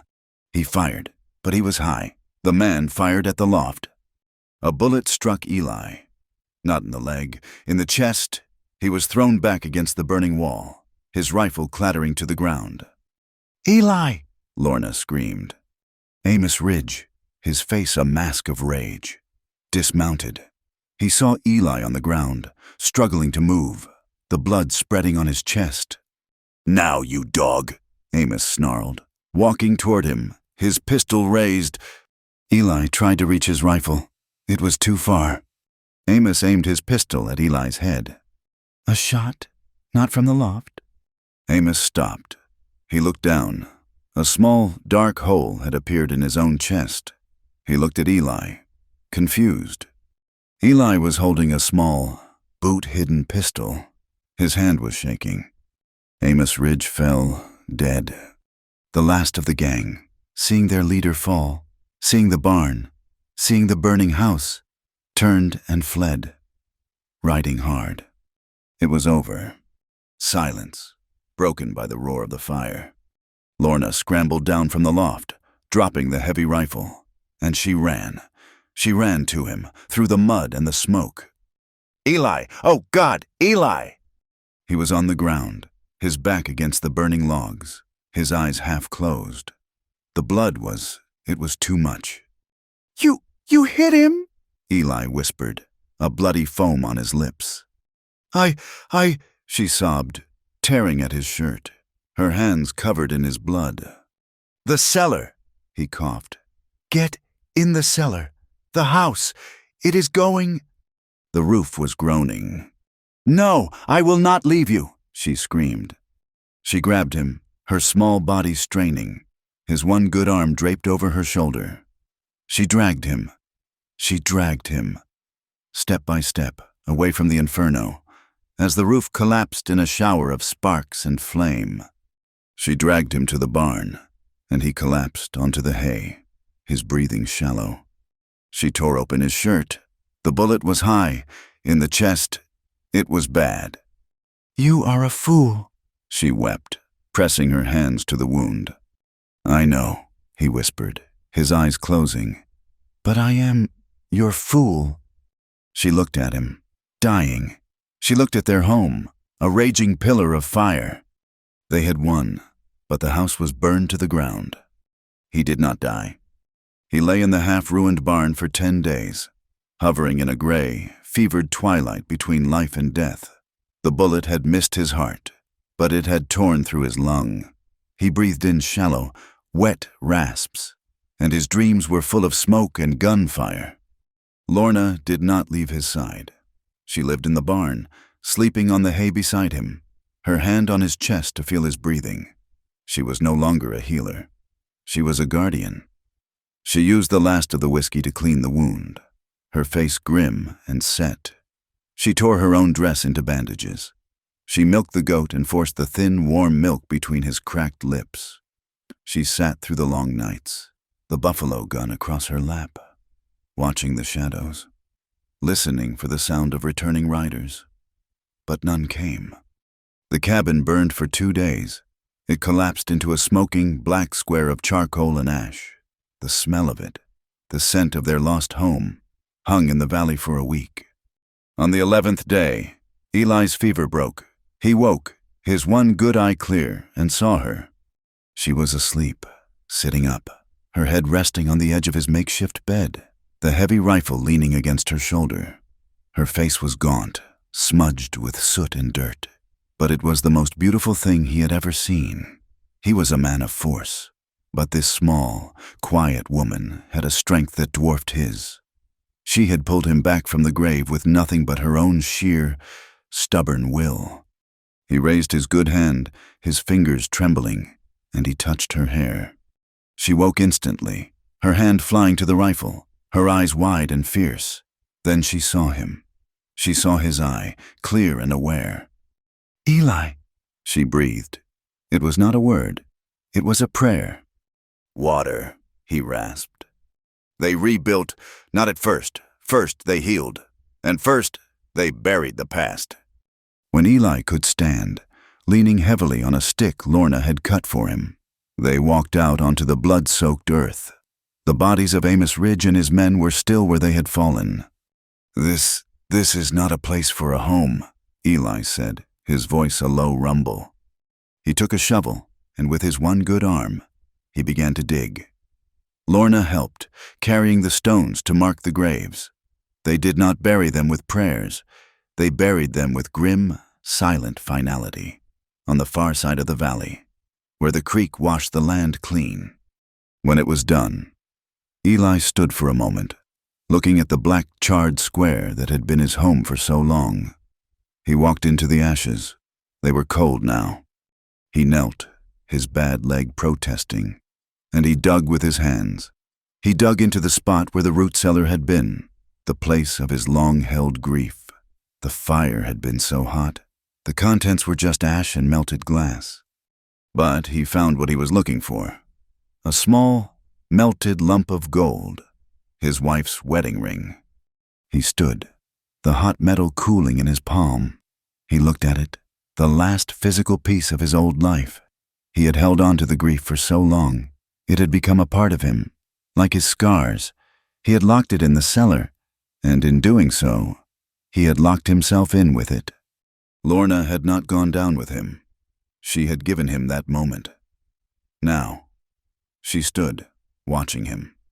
He looked at her. Her face was smudged with soot, her hair a wild tangle, her dress a collection of rags. And he knew he could not build a new life while holding onto the ashes of the old. He drew his arm back, his good arm, and with all his strength, he threw the lump of gold.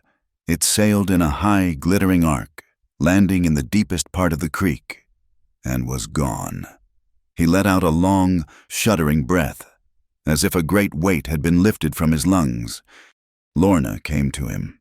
Stepping through the ashes, she carried a single, charred piece of paper.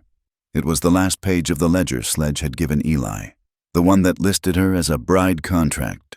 She had found it in the mud, blown clear of the fire. She looked at it. It was the last piece of her old life, the last brand of ownership. She did not throw it. She did not bury it. She held it out, and Eli struck a match. They watched it burn, the words curling into nothing, the smoke rising into the clean, spring sky. They did not rebuild on the same spot. The earth was poisoned with blood and bad memories. "Higher up," Eli said, pointing with his chin. "On the ridge, where the pines are thick, where we can see the whole valley." It was slow work. He was still weak, and she was small. But they worked hand in hand. They used the horses to drag the unburned logs from the barn. Eli, his shoulder aching, taught her how to use the axe, how to notch the logs. She was a quick study. Her hands, once soft, were now hard, calloused, and capable. He felled the trees. She stripped the bark. He set the foundation stones. She mixed the mud and straw for the chinking. He was the force. She was the direction. They built a new cabin. It was not large. It had one room, like the old one, and a solid stone fireplace. But it was not a grave. The window was large, facing south, and the sun flooded it. It was tight and warm, and it was theirs. They built a new sturdy door, and this time there was no lock. Summer came. The corn they had planted in the old field, the one below the ruins, grew tall and green. The valley was breathing again. Eli's shoulder healed. The constant, deep ache of it faded, and he found he no longer needed the stick to walk. He moved without a limp. The bullet had taken something from him, but Lorna's care had given him more back. And Lorna, she changed. The woman who had flinched at every sound, who had lived in a constant, silent brace, was gone. One afternoon, a heavy branch cracked in the forest and fell with a sound like a rifle shot. Eli turned, his hand reaching for a gun that was not there. Lorna, who was kneading dough on the new table, did not even look up. She just continued her work, her movements rhythmic and calm. She was no longer a hunted thing. This was her land. She had fought for it. She had bled for it. She was safe. They slept in the new bed Eli had built, a wide, sturdy frame of pine. They no longer slept as two separate, wounded people sharing warmth. They slept with their hands entwined, their bodies settled together, a silent, nightly promise that they were not alone. One day, in the late summer, a rider came through. It was not a bounty hunter. It was a preacher, an old man with a white beard and kind eyes, making his circuit. He stopped, surprised to see the new cabin high on the ridge. Eli and Lorna met him on the porch. They gave him water and the last of their bread.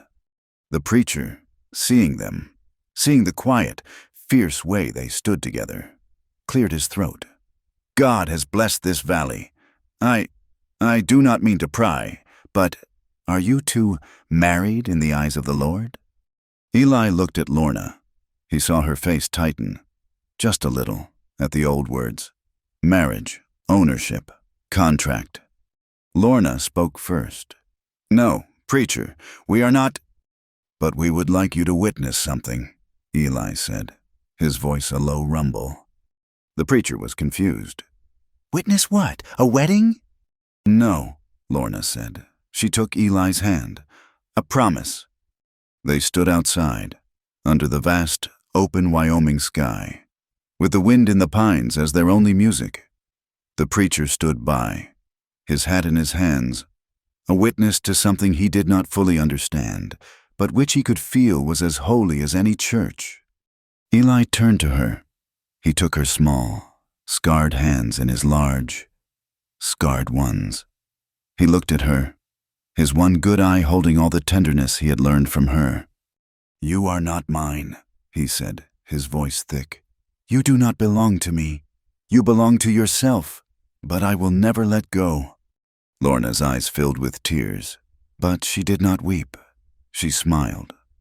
You were never cruel, Eli, she said, her voice clear and strong.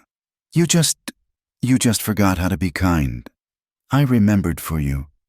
They did not kiss, they just stood there, holding hands, their promise made. The preacher, his own eyes wet, just nodded and rode on. Fall came, and the corn was high. They needed supplies for the winter. This time, they rode down to the settlement together, side by side on the wagon bench. As they pulled into the street, the town went silent, just as it had before. But this time, people did not stare with fear or pity. They did not see the disfigured ghost and his purchased bride. They saw Eli Mercer, tall and straight, his scarred face calm, and they saw Lorna Mercer, sitting beside him, her head high, meeting their gaze. They saw two people who had faced down 7 men. They saw 2 survivors. They saw a force to be reckoned with. Jedediah Stone waved from his forge, sledge, at the trading post, called Eli Sir. They were not outcasts. They were legends. That night, they sat in their new cabin. The fire was warm. The new chairs were sturdy. Lorna was reading to him, her voice a soft murmur in the quiet. Eli was watching her, his face soft in the firelight. She stopped reading. She looked at him, at the old, puckered scar on his face, the one that pulled his mouth into a grimace. She reached out and touched it, her fingers gentle. You are still hurting, aren't you? She whispered. Eli closed his one good eye. Leaning into her touch, he thought of the war, of the whip, of the years of cold and loneliness. He thought of the fire, and the bullet, and the ghosts. He opened his eye and looked at her. "Les," he replied, his voice a rough whisper. Les, every time you look at me like that. Thank you for listening to our story. Please comment with where you are listening from so we can all connect. Subscribe to the From Wild West channel and share your thoughts.